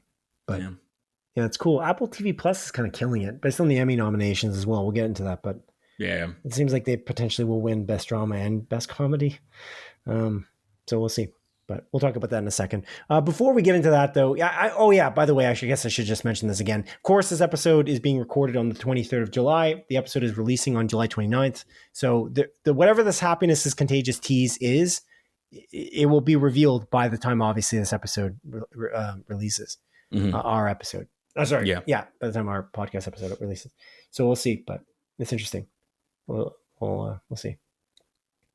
Cool. But yeah, with all the, I guess, like with all the Marvel and DC stuff we looked at, do you think there is like, it's going to get a little busy in the superhero space? Like, it's interesting. Like Feige's like, I forgot to say that, like Feige was saying that superhero fatigue doesn't exist. I'm just curious, actually. I was thinking about this in context of Vince Gilligan as well, just because I'm thinking like, people always say, this is something I hear constantly, and I think you do too. It's like, there's nothing original anymore. It's just franchises. And when we look at DC and MCU, obviously that's something. Like there's nothing original anymore, it could be said. But that I also think is ostensibly false. Like I think we agree with that idea that there's a lot of original content if you go to the theaters and actually watch the films that are out instead of just being marketed to and then just choosing to go to the marketed movies. There's lots of content constantly, lots of incredible movies from incredible creators on a consistent basis, especially TV shows. If you look at how many original TV shows, like, I mean, The Bear obviously is a huge one. The Studio is incredible. Like, again, Severance. Like, these are all shows that are nominated this year. There's some crazy TV shows out there, as well as movies, but people don't go watch them, and that's kind of the one of the issues. And then they complain that there's nothing original, which I think is hilarious. Yeah, I'm pulling up like the movies that I watched this year, and honestly, I mean, most of what I watched are not franchises. I mean, I guess a few are. Yeah, a few are, sure. But yeah, I watched a few Marvel things this year. Yeah, Marvel things, I guess DC stuff. Yeah. Paddington, I guess I watched. That's a franchise. Yeah, but it just doesn't matter. This is why I'm saying this is the same thing as saying that Disney's lame. It's the same idea. It's like people like to complain. It's like, but you just need to go and open your horizons, you know? Go watch it. Have an open mind. It's useful instead of just complaining about everything. It's just kind of it's very tedious. But yeah. Wolfman was one of the original things. Companion, that was okay. 28 years later, I guess, is a franchise theoretically, but I mean, it's like came back 20 years later. So I feel like I don't know if we can give that some grace. And thinking especially how original that story is. It's crazy good. Anyway. So, yeah. Do you think the fatigue will set in? Because James Gunn's going to go hard. I mean, as long as if the content's good, I don't think there's going to be fatigue. That's the key. Yeah. Okay. So we agree on that. All right. Cool. All right. Let's move on to what we've been watching this week. I'll throw it to you. I don't have much to say. So I'll just what's up? I'll be right back. Pee-pee? No pee-pee. Pee-pee time. Okay. I need poo-poo time. No bathroom involved this time. Okay. Well, Adrian, don't make shit unless into toilet, okay? Don't make shit unless into toilet, yeah. Unless into toilet, sorry. I said is. I'll be quick. Damn it, that's not the quote for the 2 shirt. minutes. Bye.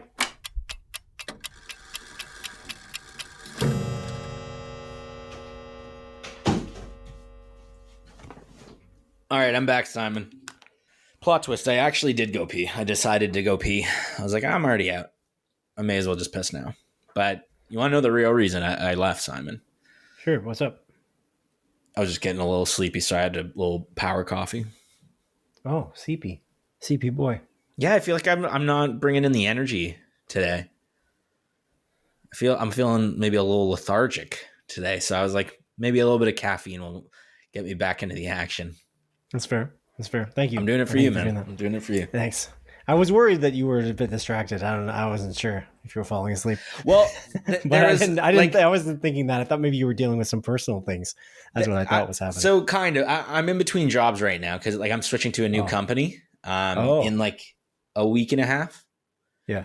So I left my previous company and gave me my 2 weeks, and then they essentially pushed me out after a week. They were trying to push me out immediately because they're like, "You're in sales. You're not going to make any sales." I'm like, "No." I gave them 2 weeks, and then I was like, "I'll stay for a week, and then sure, I'll take 2 weeks off instead." Are they even allowed to kick you out? I think they're not allowed to. I don't know. They were really pushing for it. So, and honestly, it kind of left a bad taste in my mouth with the one person there, like the vice president of sales. I was like, "This kind of lame." I was like, I wanted to leave on a very positive note, and my entire team, they're amazing, like fantastic people. Right. But it left a little bit of a sour taste, so it kind of pissed me off a little bit. But whatever, it doesn't matter. I'm not there anymore, and I've been enjoying my week off. I'm going to have next week off. That's actually why I'm visiting my good pal Peter this weekend, Simon. Why I had to move some things around. But I have a work laptop that I have to send back. And they've been emailing me trying to set up like the time to pick it up tomorrow. And they finally just set up the time between 12 to 7. So long, like, fucking, so, okay, that's a window. Window in you. Quotations. That's essentially a shift that I would have worked, but okay, sure. I guess I'll be home at that time, even though I wasn't planning on going anywhere anyways, but I'm like a little annoyed about it regardless. Cause now I can't go anywhere from that time.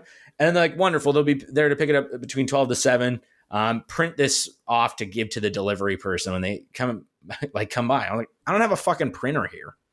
I'm not going to go to the library like some person that goes to the library, like some person that reads books, and print off a piece of paper at the library. So I emailed back like, I do not have a printer, so I can't print that off. Sorry. And that's wow. Is that where you went to go email them? Oh no, you did do the caffeine. I did the caffeine, and then I wrote that message while I was drinking the coffee. No way. That's crazy. You don't have a printer, eh? No. Interesting. Oh. What do I need a printer for? I don't know. I guess printing off the odd thing here. My parents have a printer, but they live like a 25-minute drive away. I'm not going to drive 50 minutes to and fro to print off a fucking piece of paper. Email it to the they courier. Shuffled you out. They shuffled you out early. Yeah. I was like, I am not doing that. I was hoping that they would just forget about the laptop and leave me with this MacBook, but they obviously weren't going to do that. It's fucking But anyways, so I emailed that back. So that was also I was getting like a little annoyed because they kept on like emailing and they were calling me a bunch too. So that's why I kept on looking down at my phone because my phone kept ringing. Oh, okay. And I was wondering what was happening. I was worried about you. Oh no, that's all good. Do we need to stop? But you don't want to say it because you're trying to be polite. Yeah, no, they just kept on calling me and emailing me. Okay. I'm like, motherfucker, maybe you should have dealt with this the week that I was still at the company. You guys are the ones that didn't make me work this week and aren't paying me, and you're just dialing me like crazy. Get fucked. And then that's why I was like, I was just getting annoyed. And then I'm like also tired. And I was just like, I'm not bringing in the energy to the show. So you know what? This is the second half of the show. You're getting full energy, Adrian, going forward, unless they try calling me again, in which case I'm going to. You should answer it on the air. Maybe I will. It'll be entertaining. Yeah. Okay, well, what are we moving on to? Oh, yeah, we're doing the segment in which we talk about what we've watched this week, and I'll give it to you. I'll leave it to you. I'm sure you watched quite a bit because I didn't know you were off. It makes sense. I keep seeing you on Death Stranding. I'm like, is this guy just playing Death Stranding all day during business hours? Mm-hmm. It's like, yeah, because you weren't working. That makes perfect sense. Yeah, that's so I've been getting a lot of time in. So again, that game's awesome, dude. Again, we won't talk about that here. I watched a few things, my friend. Nothing too crazy. However, Simon, I have watched. Yes. Everything is escaping me. Oh, okay. Sorry. I literally just had like the biggest brain fart. I had like the three things I've been watching, like all come in at the same time, and I didn't know how to say it. Technically, four things at the same time. So what I'm gonna say right now is I watched oh my Jesus, dude. Oh my God, dude. Just do it in chronological order. Okay, so I'm still watching. Hitting you all at once? I guess so. Okay, chiral T. Yeah, chiral T, dude. Chiral T. So I'm on season 4 of You. Me? Yeah, dude. You. No, the Netflix TV series You.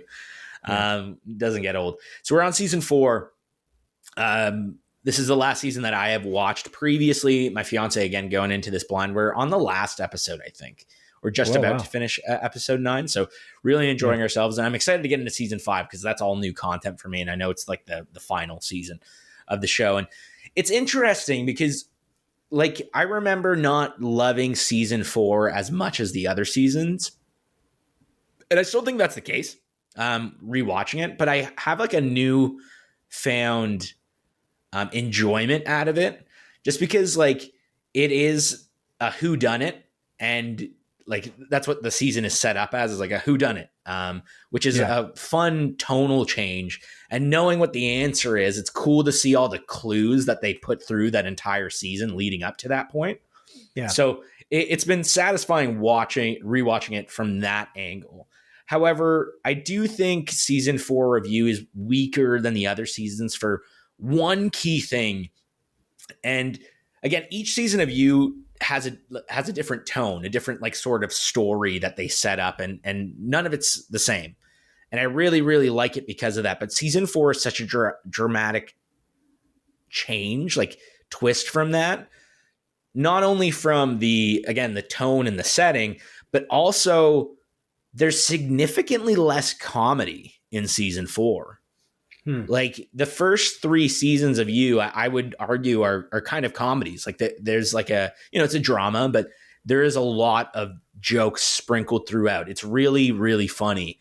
And season 4 is not that, actually. It's actually quite grim and dire, which is interesting because I think like some of the funnest horror movies that are also like kind of comedies are whodunit movies, like Scream, as an example. So I think that's one of the main reasons why I think season 4 falls a little bit flat in comparison to the previous 3 seasons.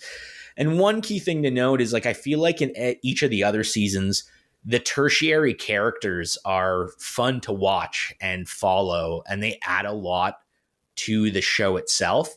And you like them, kind of. Even the shitty ones, like they have like more redeeming qualities.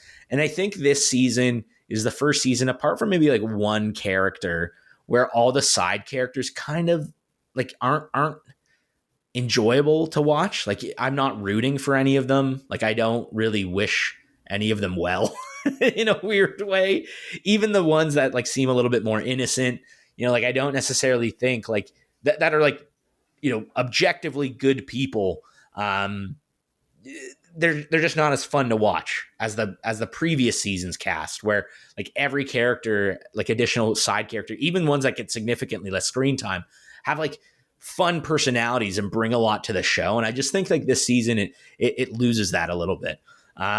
So I found that a little bit disappointing on this rewatch. But again, I was kind of going into it expecting that I wouldn't like it as much. I do think I like it a little bit more than I liked it the first time. I'd have to go back and I don't know if we reviewed it on a previous iteration of our podcast or not. Maybe. But I'm curious what my thoughts were back then. But yeah, I am very excited to see where season 5 takes everything. And I hope they kind of go back to that more, first 3 seasons, like a little bit more lighthearted and funny, like a lot of the comedic elements being brought back. Cause even Joe as a character, he's kind of like depressed in a lot of season 4.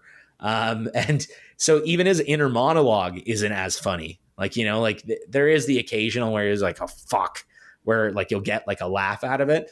But I think consistently in the first 3 seasons, there's always like, he'll be saying something and trying to rationalize a situation and it's genuinely funny. Whereas in this season, there isn't much of that. So I think that's a little bit of a miss. But all in all, still really good. I still really like the show. I highly recommend it. Did you finish season 5 yet? Oh yeah, it's done. Oh yeah? Did you enjoy it? Did you like the... I didn't talk about it last 2 weeks ago. You mentioned... I don't think you said that you finished it. It's over. It was good. It was good. It was it's very different than the rest of the seasons. And it's quite interesting. It's quite interesting. I feel like it's fairly satisfying. I thought it was pretty good. I will say, I said this before, the what's her name now? Oh my God. I can't remember her name. Whatever. Anyway, one of the main characters that was introduced in this particular season, I don't think she's a great character. I think she's not an unrealistic person, but she's kind of annoying. I will say that. I mentioned her a couple weeks ago when we talked about it before. And so when you get there, I think you'll know what I'm talking about. I think you'll probably agree, but both my fiance and I did not appreciate this character very much. Fair enough. She's annoying. I don't know how else to describe it. It's just like, there's problems because it just feels like, it's funny because then there's a moment where you're like, oh, she's actually better than you think. And then you're like, no, it's just not that good. I don't know. But it's like a non-unrealistic character necessarily. It's not necessarily badly written.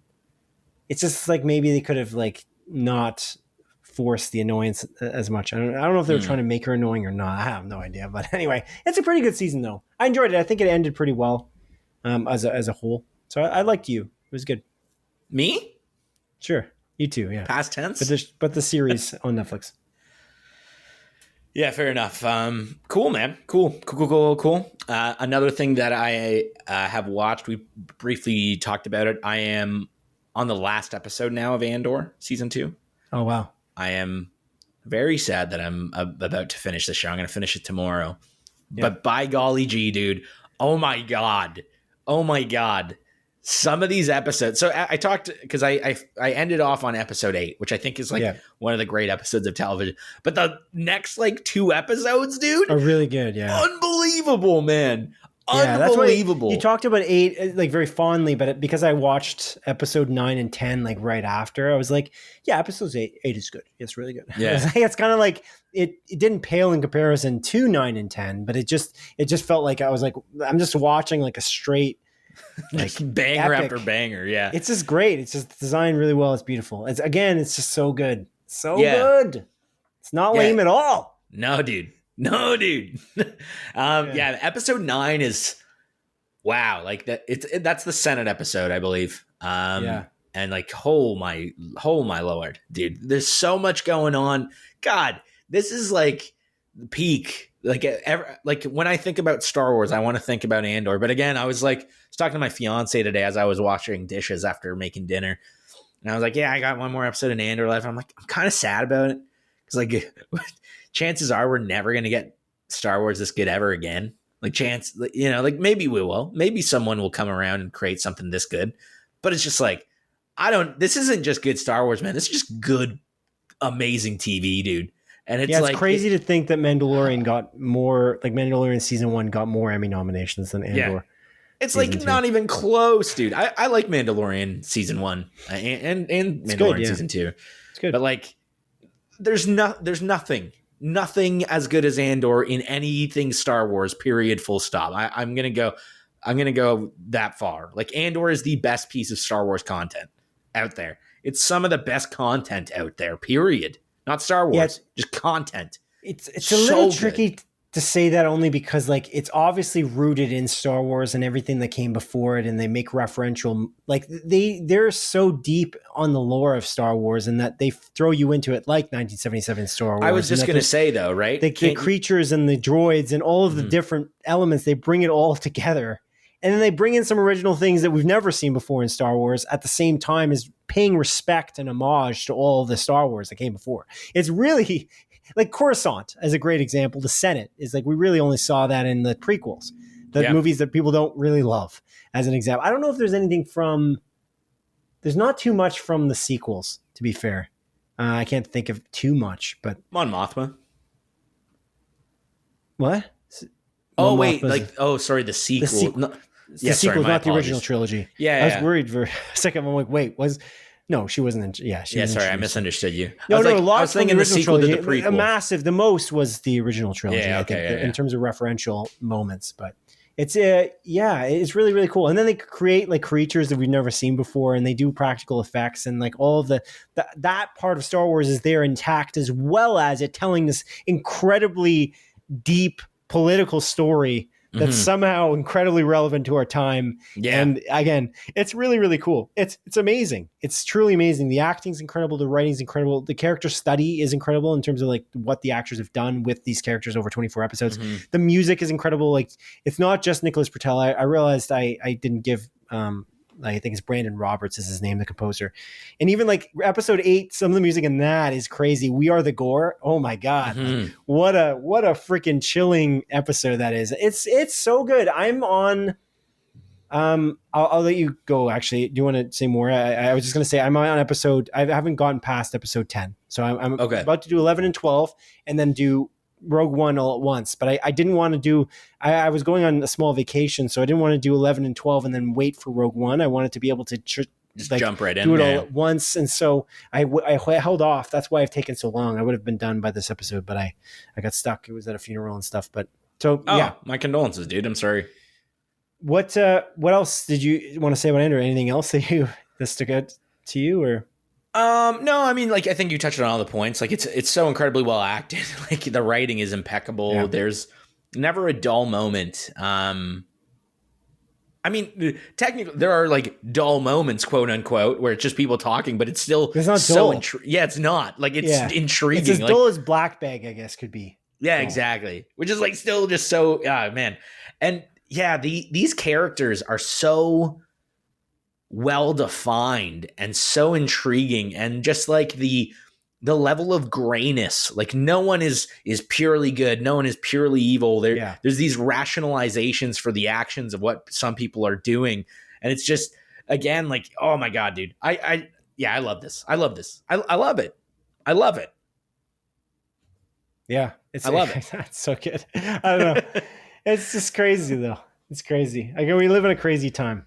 Like, Yeah. I think there's no chance it wins Emmys because it's like, unfortunately, like, oh, it's Star Wars. It's like, did you watch it? Like, it's good. Like, it's really, I don't know. It annoys me. People annoy me out there, you know? Yeah. But yeah, it's very good. Yeah. Very good. Cool. Anything else you watched? Yes. The final thing that I've watched is the final season of Squid Game, Simon. Squid Game. You finished the whole thing. I finished the whole 7 thing. episodes. 7, right? 6 episodes. Right. And man, so Squid Game is interesting, right? So the premise is like, you know, it takes place in Korea, and it's essentially this yeah, fair enough. But there are North Korean characters in the show. Key point. Yeah. And that's actually one of the cool elements that they bring in, is that like they're like defectors from North Korea. And what's really cool about it is, you know, it's a bunch of these like poor people that get taken advantage of, and they sign up for this game called Squid Game, quote unquote. And like brought to an island, and they have to, it's like games of death. And that's really the setup of all of the seasons. But season 3 is like a direct continuation of season 2. Like it honestly feels like season 2 and 3 are just one longer season, as That's opposed a Netflix thing to do, isn't it? Yeah. Like, so I think if I'm looking at it from a season by season sort of perspective, I think season 3 is unfortunately the weakest. But that doesn't mean that it's bad. It's honestly really fantastic. And I think all 3 seasons of the show are fantastic. My gripe, I guess, with this season, it's not really a gripe, but like, I think one of the main reasons why this isn't as good as the other 2 is, since it's a direct continuation of season 2, a lot of characters are already dead.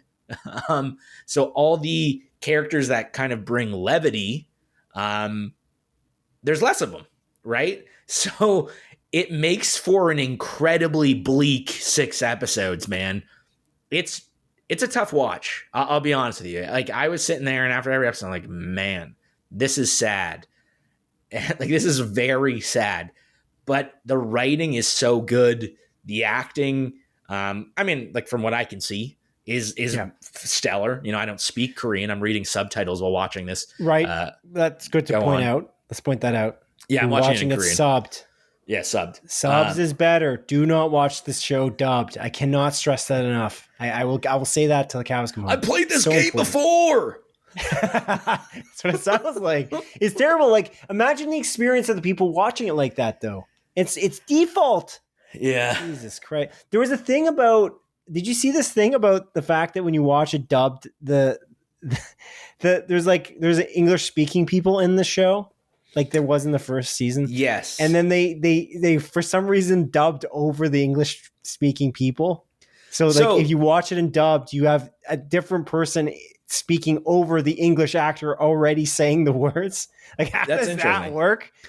Like, come on. And apparently it's much worse like their performance is much worse than the people who initially performed it. That's interesting. I'll let you decide, but well, I didn't watch it in dubbed, but I was going to say that they have English speaking characters in season 3 that'll show up. Right. That's what I'm referring to. They're called like the VIPs. Yeah. And I swear to God, it's dubbed. So maybe oh my God, really? Yeah. In the Korean. Like, and cause there's like, I don't know, 4 or 5 VIPs that kind of show up. And so again, the they're premise speaking in English though. They are, yeah. Oh, and you said it's dubbed in the Korean. I was like, what does that mean? No, sorry. Like in the Korean version, it still is dubbed in English. In the Korean, yeah, right. Yeah. And they're speaking Korean. So there's like, and these VIPs, they're essentially just rich people from around the world that show up into South Korea that will watch like the final few games just because they're getting a kick out of it and they're super rich and they'll be putting bets on each other. By far the worst characters in the show because they're standing around and stating like, if that part of the show honestly feels so anime in like a way of like characters over explaining what is happening. They'll be like, oh my God, 456 just jumped over 222 and and help them do this or whatever. And like, it's like, yeah, I know, I just watched it. Like, why are we moving the camera back to them? So it's a little bit odd that they chose to do that. And again, the performances by them, it's weird because again, there's 4 or 5 of them, and it seems like not all of them are dubbed, weirdly enough. Like one of them, it honestly seems like a relatively good performance. And the other ones, it seems like it's just ADR'd over these people's lips. And it's like, wow, it's shocking, honestly. It takes you out of it, which is a little bit disappointing considering how good the rest of the show is. And it seems very out of place. The other thing that I think there might be in the sub version that there might have been dubbed in certain markets, but I'm like, in the Canadian market, like, why? Yeah, why? I don't understand. I have no idea. Okay, so it's not good, unfortunately. Right. The other thing that I think is like genuinely bad about this season, and maybe this was common in the other 2 seasons, I just don't remember. The CGI, atrocious. It's honestly like really, really bad. I don't even remember CGI in the other seasons. Yeah, there's a CGI dog at one point, and it looks like it's from a PS2 game. Like, I'm not joking. I was like, Jesus, dude. I was like, Death Stranding like looks like immaculate. Like there's like certain games where it's like, okay, they filmed this on a green screen and they're like hopping over like this thing, and it does not look good. So there's a few moments like that kind of take you out of it briefly, but I think just the writing and the interactions between the main cast of characters is just so good that it just kind of brings you right back. And that's really what the show's about, is the characters and how they're interacting. They don't have the budget. It's Netflix. I don't know, dude. Yeah, I don't know. And they knew it was popular. It's not like the first season, which makes sense. It's like Game of Thrones season 1. There's no mass battles because they had no budget. So that they would have people like, oh, I just fought a battle. And they just come back on a horse. Yeah. It's like, yeah, good for you. That was Game of Thrones. Game of Thrones season 1 was amazing, but they knew where their budgetary constraints were. And like, this is the 3rd season of this incredibly popular TV show on Netflix, which is one of the biggest, the biggest streamer. So yeah, shocking, but okay. Yeah. So yeah, like I think apart from those 2 gripes, I think where it ends is satisfying. Like I wasn't unsatisfied or dissatisfied by the route that the story went. And again, it's incredibly bleak. Like it is sad, dude. Like it's a very sad show. And I feel like season 3, funnily enough, I kind of made the same complaint about you. Season 4 is like the comedy's gone. There's not much to laugh about anymore, you know, in this season 3 portion. But I did really love it. And I am honestly very excited to see what they do with the American version of Squid Game, because that's David Fincher, isn't it? Am I crazy? Is it David Fincher like show running it completely though, or is he just? Yeah, right. We talked about this. I just can't remember what exactly his role is. Is he just like a set producer? To direct an English language spin-off of the popular series? Oh, so he's gonna set the tone like he did with Mindhunter. Maybe, I guess. Interesting. Yeah. It is also, I don't look into any of this time. I don't want it to spoil any of. This is October 28th, 2024, though, this article I'm reading. Yeah. Shouldn't spoil it. Interesting. Okay. Yeah, but yeah, it is interesting. He's doing the Once Upon a Time in Hollywood prequel now, I imagine, too. Yeah. And it is cool because I think originally when this was reported on, like the Squid Game American, it was reported on as a remake. It's not. It's it is like a straight up spinoff. So like I think it's kind of hinted at in the show that like these games aren't only taking place in Korea, and like why are the VIPs just coming to Korea? So like, I mean, in theory, you could make a bunch of these spinoffs in a bunch of different countries and a bunch of different languages and just like milk the shit out of it. That's milking it too much. Though. Yeah. That's where I'll draw the line, you know? Yeah. I'll take 20 Marvel movies in the next 10 years, but I feel like We're getting like Squid Game Brazil, India, Squid Game, yeah, Squid Game China, Squid Game United States. Like, I don't know if we need that. Dude, I would watch the shit. Like, I would watch the shit out of like these like random spinoffs. Like if they're good quality. Again, I guess it doesn't matter as long as it's good quality. I guess that's really the moral of the story for the entire thing. I guess that's the moral of the story of this episode. Really, is what we're kind of nailed down, is that like everything varies in quality. It depends on the people making it, the creatives, the collaborators making it, and like some of them are bad. And so sorry, but that's just the nature of it. And then some of them are meddled with by executives who don't really care about anything but money. And then some of them are good. Watch the good ones, I guess. That's really the thing. And don't chalk up an entire studio if you can avoid it. Yeah, honestly. I mean, to go back to your point, don't make shit unless into toilet, man. Yes, exactly. Yeah, that's really the moral of the story. Netflix, I hope you're listening. Kevin Feige, James Gunn. James Gunn's on a roll so far because he's got 1 for 1. 3 for 3. 3 for 3. Peacemaker, Creature Commandos, and Superman are all in the James universe. Okay, are we ready to move on, or you have more that you've watched? No. Did somebody email you back again, or are they calling you on the phone? Yeah, sorry. Okay. They just emailed me back. They're like, is it possible for you to drop it off so that they can provide the printout to the waybill? Okay. Sure. I'm just going to write, sure. I mean, I can print it for you if you want. The UPS is arguably closer. Do it. Than you are. Care. I'm just saying. I don't mind helping you out. You got a lot of work to do tomorrow, Simon. That's what you told me. I do, but it will take me 5 seconds after we're done recording this to print it out. In fact, I can print it off right on the air here, but you're not that close to me in terms of a drive. I'm actually relatively close to you, honestly. I just got to pop on the Hamlin, dude. I'm at your place in 7 minutes. Yeah. 8 minutes, maybe. Don't dox me. Possibly, all right. Possibly 20 minutes, because the Hamlin... Hamlin's a mystery. Too many lights. If you hit one red light, you're going to hit every single red light. Because that's crazy. That's how highways work, man. That's how it makes sense. Highways don't usually have that many lights. That's the problem with the Hamlin.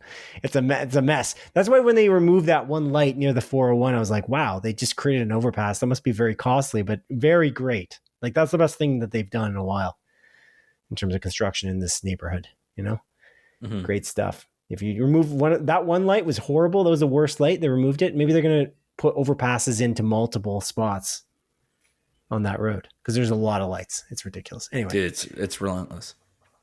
All right. Well, what else did you watch? Is that it? Yeah. Okay. What did you watch? Cool. Nothing of note. I'll bring it up later on. Okay. I've watched more of the studio. I watched the show a pilot episode for a show because I watched Creature Commandos last 2 weeks ago. I told you about that on 114. And so I still have Stack TV in Canada, like the Amazon add-on to get like some of the linear TV shows that for some reason we don't get on other streaming services. I have the other streaming services, but I can't get it. So like I got some Peacock shows that I've been checking out, but it's like one pilot here or there. So I'm just I'll hold off until I start to. I watched the pilot for specifically based on a true story. I haven't even heard of it. With Kaylee Cuoco, yeah. The thing is that we don't get Peacock here in Canada. We don't really get any. It feels like they don't even like allow us to get Peacock content here. Like that's NBC's streaming service, NBC Universal.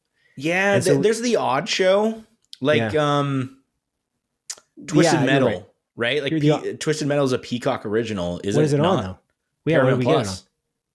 Right, Paramount Plus. Right, that's another one I don't really get. That's true though. I didn't subscribe. Random. That's CBS. And I mean, Poker Face. You mentioned that earlier. That's a Peacock show. We get it on City TV Plus. Yeah, I guess the Canadian. Right? Yeah, that's true. A lot of that's true. They just took just like Sony. I guess the Sony stuff ends up on various streaming services. Mm-hmm. I guess the Peacock stuff for us because we don't have Peacock is ending up on everything. But Sony's different. Sony doesn't have a streaming service in the United States either. So they're just like, it's on HBO Max. It's on Netflix. It's on.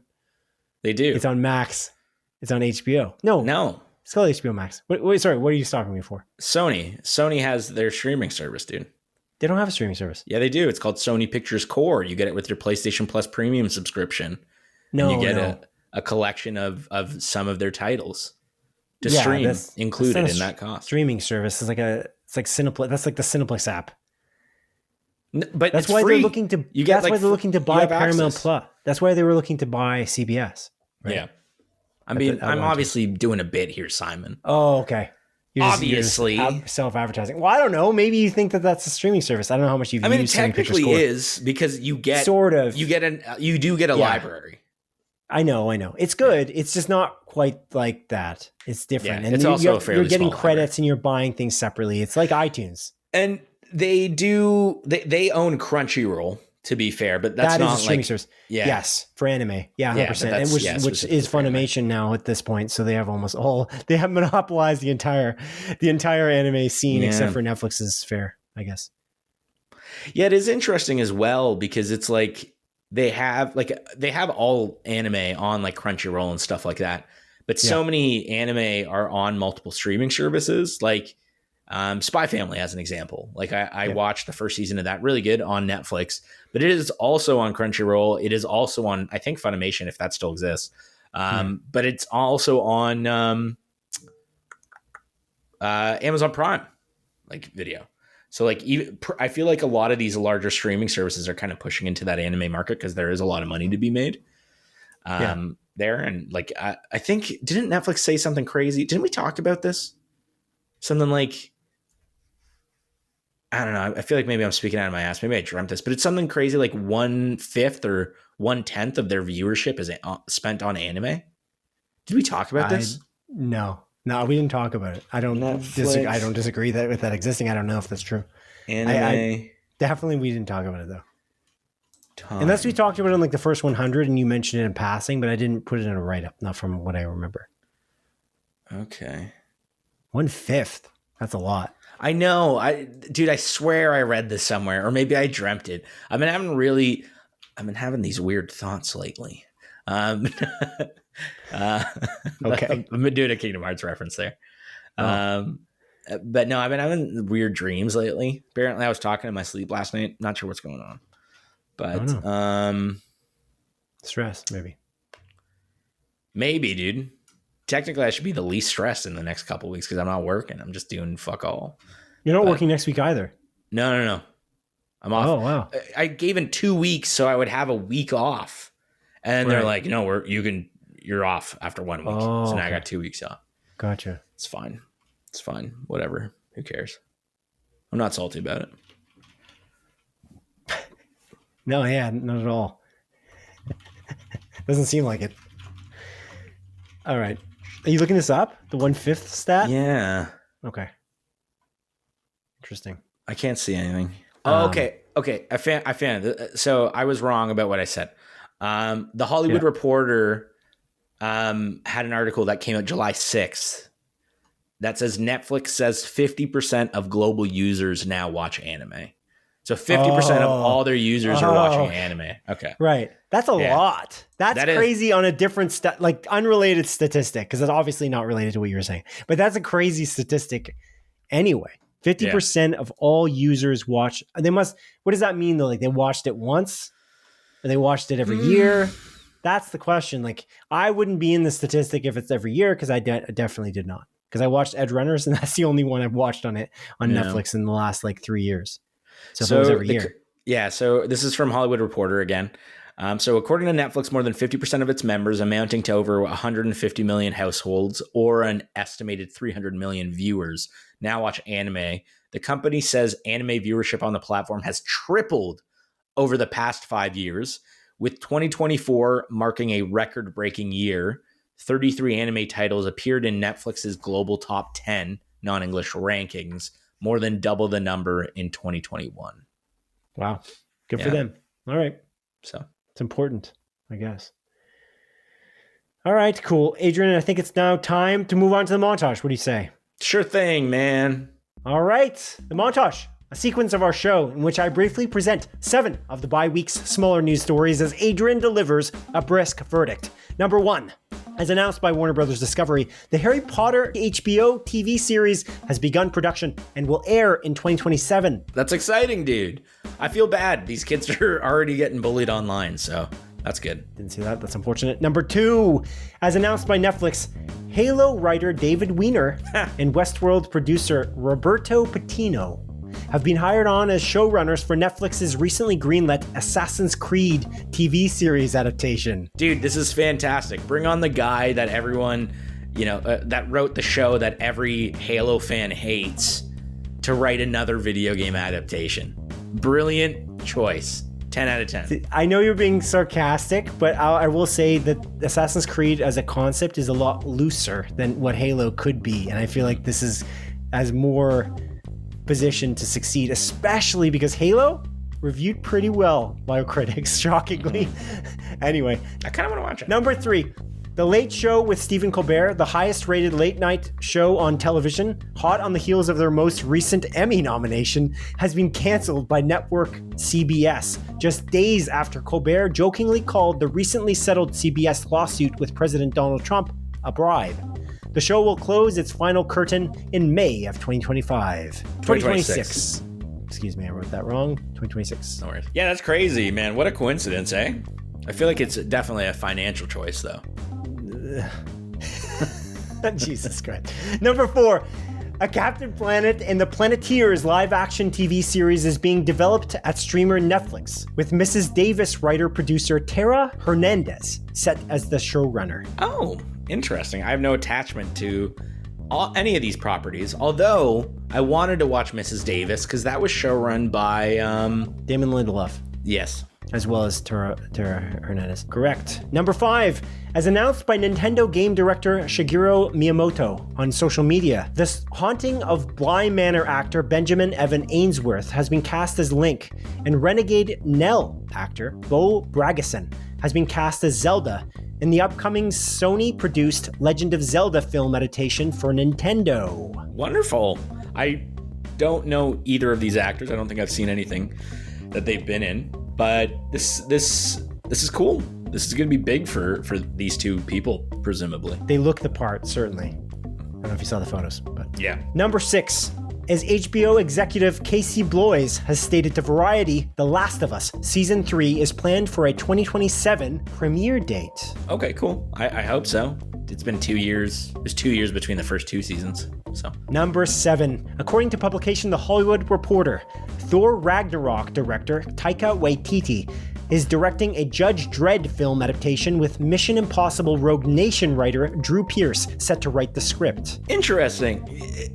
I liked the Dredd movie that came out 15 years ago. I thought that was really good. I don't think it did well. And let's go back to this point because I want to talk about Taika Waititi specifically. And a bonus, number 8.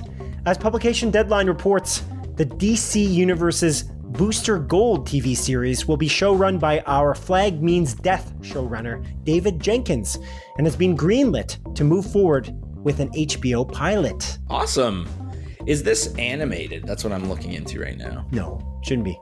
It should be live action. Okay, because they're doing the animated Blue Beetle series. That's and I know Booster Gold and Blue Beetle have a lot of crossover.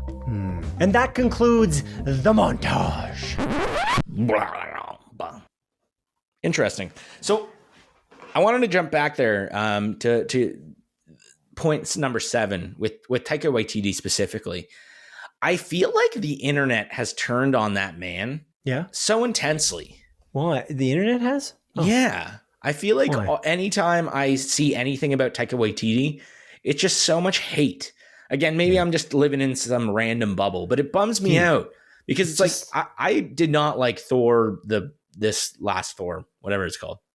Thor, Love and Thunder. Love and Thunder. I did not like it. I think he went a little bit too far. I think it was unfocused. I don't think it was good. Personally. But we're talking about the guy that brought Thor Ragnarok to screen, which was stellar, who did the original What We Do in the Shadows movie, which is amazing. One of my favorite comedies. He did Jojo Rabbit, which literally got nominated for Oscars. He has skill. Yeah, he made one kind of shitty movie. But people are so quick to forget all the other amazing things that he has brought to the screen. But this is kind of unfortunate. I love how this is the theme of this episode. It really is the theme of this episode. It's the same thing as when I started this, when I talked about the Sacred Guys talking about Again, it's lame. It's like, what, you're actually going to blanket Taika Waititi as bad because he made Thor Love and Thunder or whatever random thing you particularly watched. I even like Last Goal Wins. I didn't mind it at all. I think it's incredibly entertaining. Pulled that up. I know it's not reviewed well. It's like a 50% on Rotten Tomatoes, but still, I thought Michael Fassbender was pretty good. He was charming in it. I think the overall thing was okay. People are just really down on it. Again, they see one thing they don't like, and it's just the thing that, of course, it's going to be the biggest franchise thing that everyone's seen. And then the guy's shit now. It's like people didn't like The Last of Us Part 2, and now Naughty Dog is the worst studio to ever make a video game. Like, get the shit out of here. That's fucking stupid, dude. It's dumb. It's just like, again, it's like the same. Again, it's like The Last Jedi. People don't like The Last Jedi, so now Disney's shit. No, it isn't. That's not what it is. It's just not the case. Yeah, Disney is shit bangers because they did Rise of Skywalker, okay? That's why Disney's right. is lame. You could say that, or you could say that it's shit because it's woke or whatever the frick. Everyone's going to make up some reason for why their reasoning is for why it's bad, but in reality, it's not bad at all. And Disney is not doing that actually that badly. Actually, if you would think about it, they did quite well this year. Like Lilo and Stitch did pretty well. Thunderbolts didn't. Lilo and Stitch crossed $1 billion. Yeah, they do. They make it all work. I will also say, like, speaking of that, like, I feel like there's also some like Hollywood accounting going on with like all these studios always. Like they say they don't make money. Like Thunderbolts didn't make money. Thunderbolts made money because when Thunderbolts goes to Disney Plus, people will watch it on Disney Plus as well. Same thing with like Brave New World for Captain America. Like they've got 2 hits now. We talked about this before. Like Black Widow was going to be on, it literally was. It was on Disney Plus at the same time as he was in theaters. Does that mean it didn't make money because it didn't make box office money? No. That's not how it works. Like they make the money in 2 different ways. They make it based on streaming like subscribers as well. There's a benefit there too. So they're not failing. Taika Waititi is not bad. And the last thing he made was specifically Last Goal Wins. Yeah, Our Flag Means Death is really quite good from my perspective. I know you didn't love it, but why? Yeah, I don't know. I just watched the pilot and it didn't hook me. There's like a pun not intended. I would say it didn't hook you. Nice. Very good. That was good. If you take a look at if you watch that show all the way through, it's very touching. Like overall, it's one of those comedies that like it's almost cringy a little bit, but then it gets you over time. I really appreciate that. We were really sad, my fiance and I, when that got canceled because it's quite. I mean, that's probably you can consider that to be woke, I guess. Everything's what woke. Our Flag Means Death. Yeah. Why? You have to watch it to find out. But it's really good. Are they? Yeah. Is there a gay in that show? Oh yeah. Oh my god, dude! I can't believe it. That's woke as hell. It's so good though. It's really entertaining. It's fun. Is there a person of color in that show, Simon? Because if there is, oh yeah. Oh my god, dude, that's fucked up. I know. Jesus. How dare they? Yeah. How dare they? Is there a woman that speaks? She's black. Oh my god, dude, I'm gonna fucking lose it. And she speaks. Oh, dude, that's really fucked up, actually. I can't believe that. Welcome to the manosphere. Yeah. Yeah, anyway. Okay. Well, it's messed up. We live in a bad society of bad people, you know? And there's like no guardrails now. The guardrails are unchecked because they got a crazy guy as the president in a way. No, really good guy. No problem. Yeah, dude, that guy's fucking totally sane and not stupid. It's like crazy. Like CBS canceled the Late Show. It's nominated for an Emmy. It has the highest ratings. It's the most viewed one. And the thing is that it's not just about ratings on TV. Linear networks are not the only thing that they get the money out of. YouTube is huge for these guys. Like Colbert, I don't know if you know this, but Colbert gets like 2.5 million views on every monologue he posts. It's pretty good. I mean, you make it pretty good. 2.5 million on every monologue? Yeah. Damn. So every day he has a monologue at every show, and every one he gets 2.5 million. And then don't even just factor in all the guest views. YouTube is a huge piece of what they do. It's like something like that. Between 2 and 2.5 million, at least recently. It's also a zeitgeisty now because he got fired. But he's going ham. I love it. He's going so ham on the Epstein thing. The Epstein Files thing, man. Crazy shit going on. Oh, dude, they don't exist. Except they do exist. But they were also written by the Democrats. Yeah. They only wrote Democrats' names on it because that country is being run by a fucking genius, dude. That's all I'm gonna say. He's a genius. That guy's so fucking smart. I feel like he's playing 4D chess and we're playing right 5G chess. We're playing tic-tac-toe, actually. Yeah. We're that far behind. This guy's thinking outside of the Epstein list. Yeah, outside of the Epstein list. Yeah, Obama he's gonna arrest Obama now. Obama. That's crazy stuff. I love Tesla. Yeah. Anyway, all right, we're not a political podcast, but it's crazy. Some crazy stuff going on.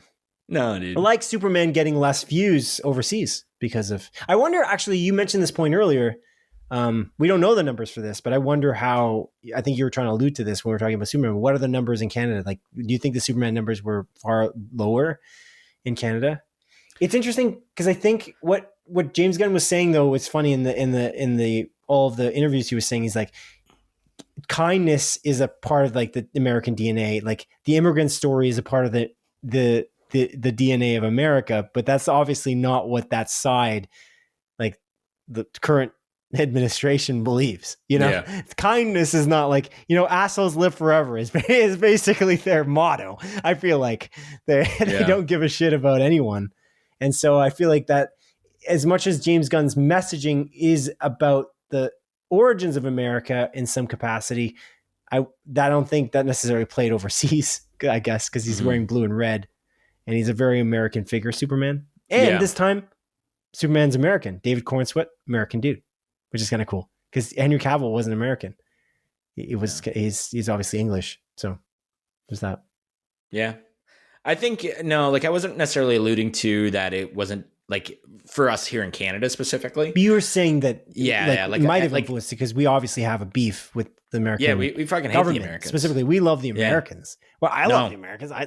We hate them all. We're a Hollywood-centric podcast in Canada, so obviously. But yeah, I think there's a lot of issues with the Trump administration, and like a lot of Canadians are kind of. I mean, arguably, our Liberal Party won this federal election because of how regressive I think Trump is, and how much people hated him, and they're like, oh, we don't want to see that, and that's why we're not going to vote in a conservative leadership. I feel like that definitely played a factor.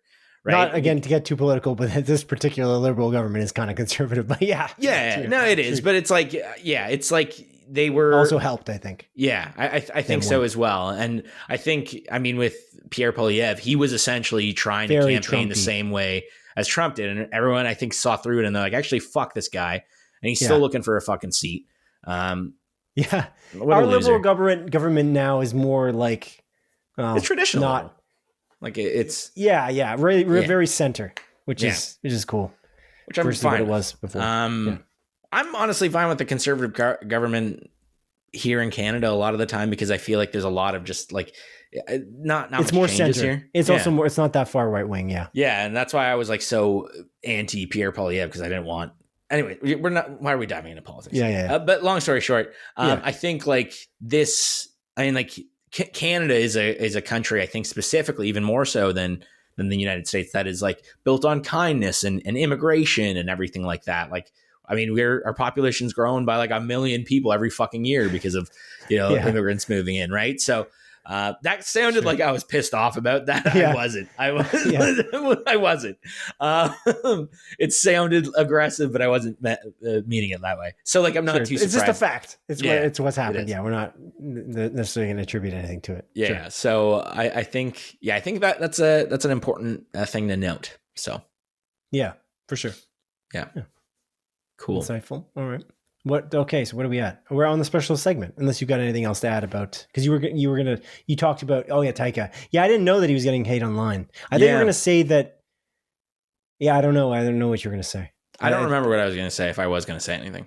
Well, you said that Taika was getting hate, and I think that's... Yeah, I was more so saying like people have such a short memory of all the good stuff he did prior to the one thing that they hate. Jojo Rabbit, as you mentioned, was nominated for an Oscar. Yeah, dude, that movie's phenomenal. I don't get it. That movie's impactful. That was on the heels of Thor Ragnarok. Like, so he was on, like, he did a huge blockbuster.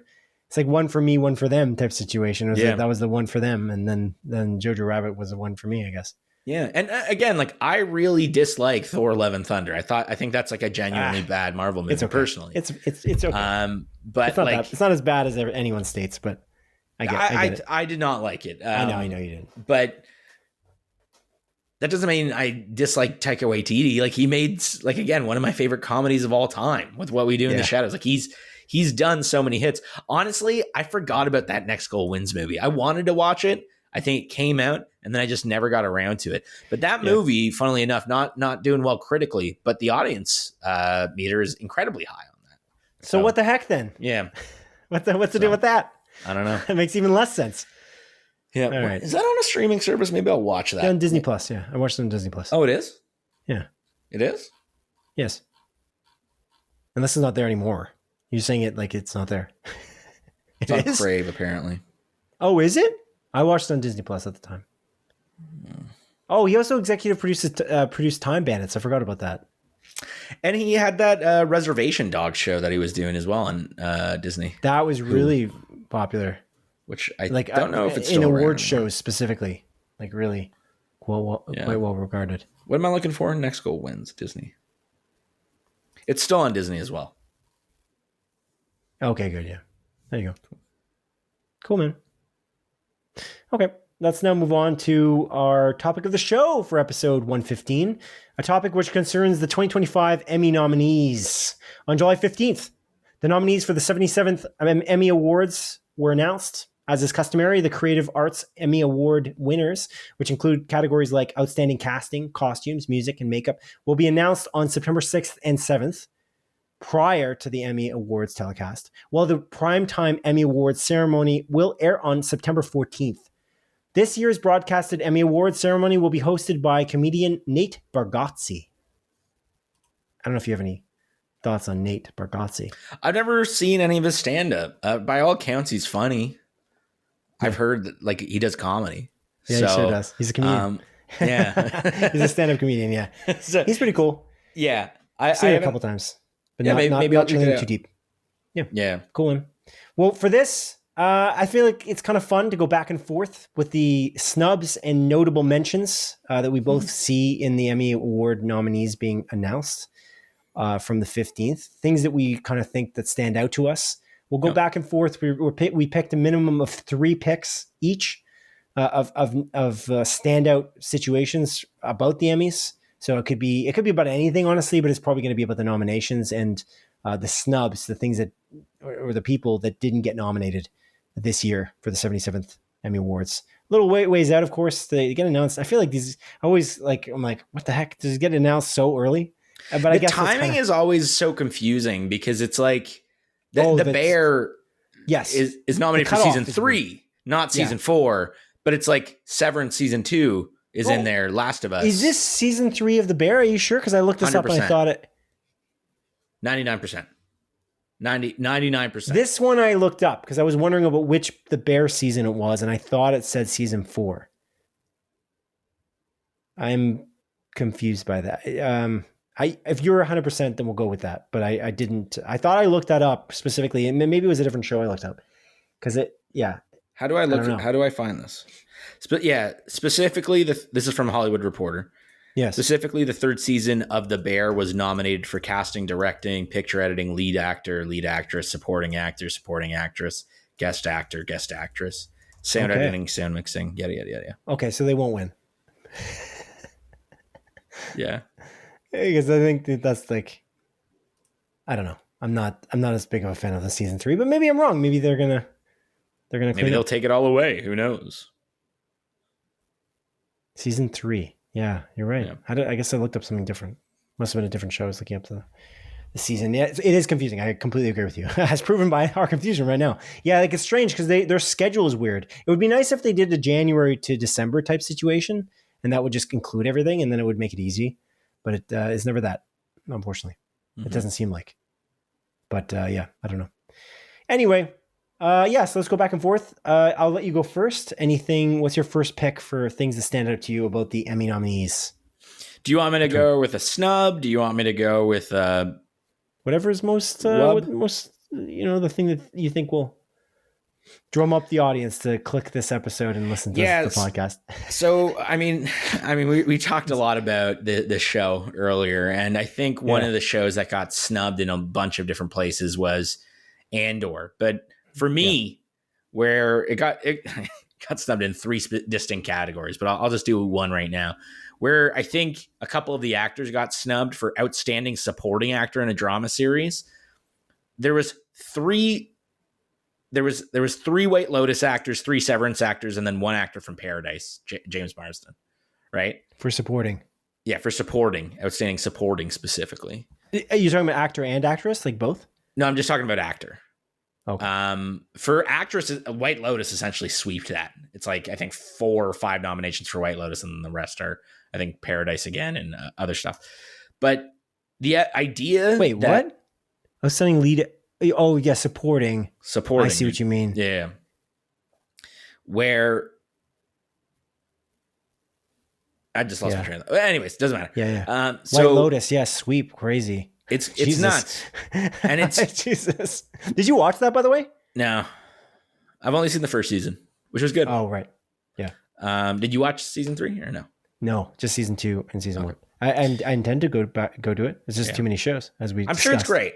I'm sure it's great. But the idea that like you're taking up 6 out of the 7 nominations from 2 and just 2 shows, and then you have the 1 from Paradise, which is pretty impressive. I've heard good things about that Paradise show, but there's absolutely no love for Stellan Skarsgård in Andor.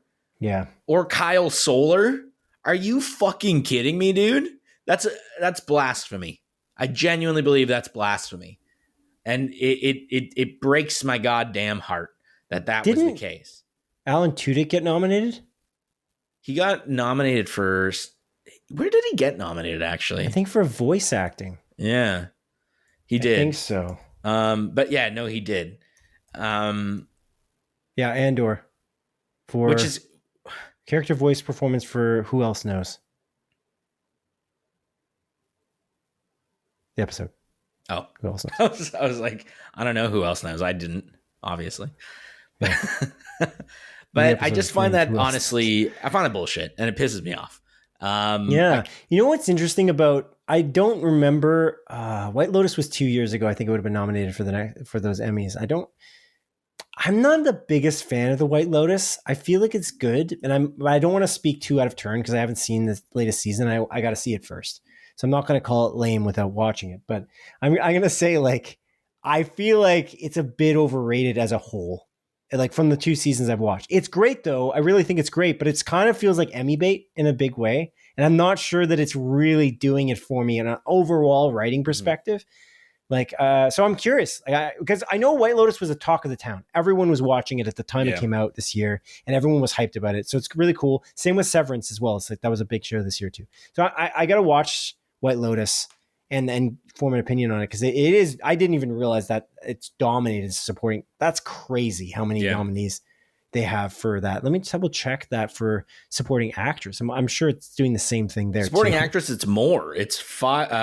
Oh my god, 4 nominations. Well, it's the whole idea of that show is the ensemble cast. I feel like that's the main thing they've going for them as well. I wonder what they did for writing, because I don't remember now. Directing, I know that was. Yeah, that's so interesting. Wow, that's crazy. That's great. No, directing. Oh, there's directing. There's 1 episode. Yeah. Okay. By Mike White actually is directed. He's the creator of this series. But okay.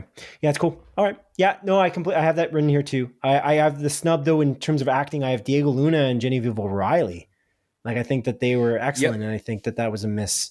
I don't know if that was another snub you had written, or if you're leaving that. Yeah. I guess like if we're talking about all of that, I had Diego Luna down as well. I also had Denise Go or Goff. Go. Mm-hmm. I think it's Goff. I'm not sure.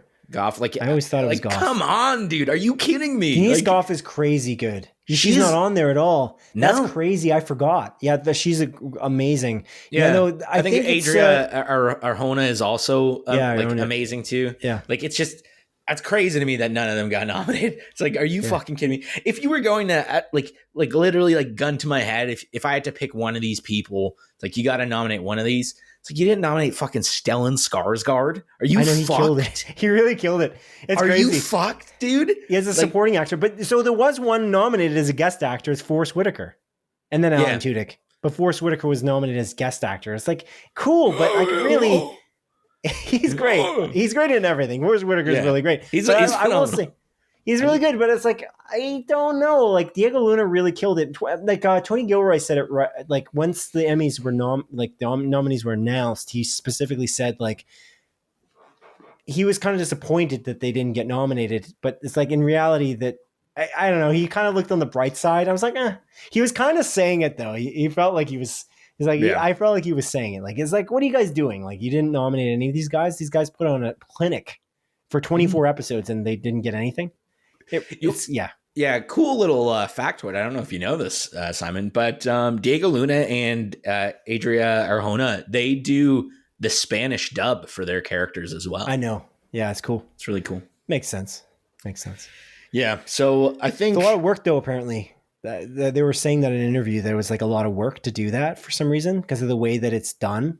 Because they have to time it with the lips because they're saying it in English and they're dubbing it. So like they have to try to time it. So it's harder than I think they were saying like they gave them an appreciation of the dubbing voice work that has to go. Yeah. Yeah. So yeah, that's honestly like all my snubs were Andor.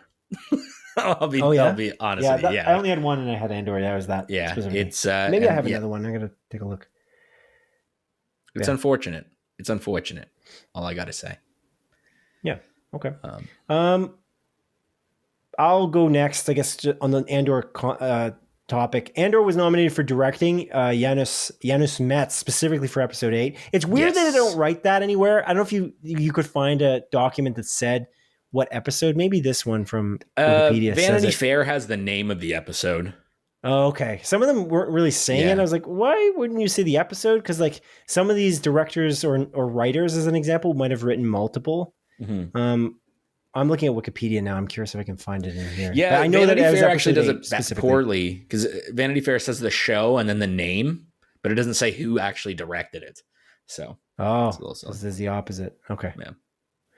But yeah, Andor was Janusz Metz for episode 8, which I think we can agree is one of the better, one of the best. I shouldn't say better. It's amazing. Dude. It's honestly one of the greatest episodes of TV of all time, period, full stop. And I think, and yeah, I guess to piggyback off that, outstanding writing for a drama series, Andor, Welcome to the Rebellion, the follow-up to that episode 9.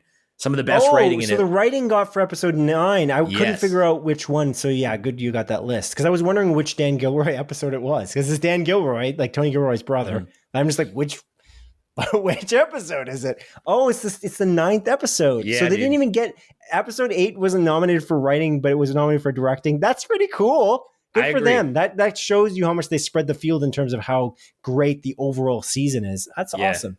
Okay, cool. I didn't realize. That's awesome. I'm glad you have that list because I couldn't find that. I looked in multiple spots and I could not see where they were writing which episode it was. Okay, cool, man. Yeah. Is it my turn then or is it your turn? I mean, I guess I can continue going. We're just kind of riffing.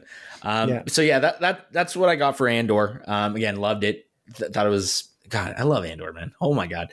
But another big win, which is cool for actually both best writing and best directing. Sorry, not big win. Big nomination is Severance, Cold Harbor, the episode. I think that is the season finale, if I recall correctly. Yeah, that's right. And it was also nominated for best music as well, which I think is well deserved because that specific episode is great. That whole season is incredible for music. Theodore Shapiro, so good. Actually, it was episode 8 that got nominated for best music for Andor too. So by the way, which it makes sense because we are the gore. So. That's cool. Yeah. So that's fantastic. I'm very excited. Again, Severance is kind of like they had so many nominations. It's crazy. It's cool. Like, you know, again, I don't want to take away from the people that did get nominated for the shows that they got nominated for, like Zach Cherry being nominated for supporting actor and Tramel Tillman and John Turturro. Like they did so great as well. Like I don't want to say like, oh, take it away from all of them, but it's like three nominations for that one show in the one category. It's like spread the love a little bit. Come on, spread the love a little bit. Oh, interesting. Yeah. So you're poking at Severance. Yeah, dude, come the fuck on, man. 3. Beloved. I loved that season. Like I thought it was immaculate. Like I think it's so good, but like come the fuck on, dude. Yeah, it is a bit strange because it's like Yeah, That is, yeah, that's a little weird because when you watch a movie, in like the Oscars, right? You're not seeing like that many multiples for Best Actor from the same movie. It's incredibly rare, actually. So to see that happen, it's like, yeah, we know that these shows are really good and the acting is really good, but again, Diego Luna did kill it. So you kind of like took that away from him for whatever the other shows are, or you're talking about supporting. So then in that case, specifically, Stellan Skarsgård, like you don't have him in there, but why? Like, it's like, I can, I don't want to call anyone out for not deserving it. They all potentially deserve it. It's just like, I guess this is a big year for, I don't know. That's strange. Severance. How many nominees did you see? How many nominees they got in total? No, it's something crazy. Isn't it? Didn't it get the most nominations? No, the most nominations was the studio, I think. Oh, the studio got specifically is tied for the most comedy series nominations for a series. Oh, maybe not. It's 23.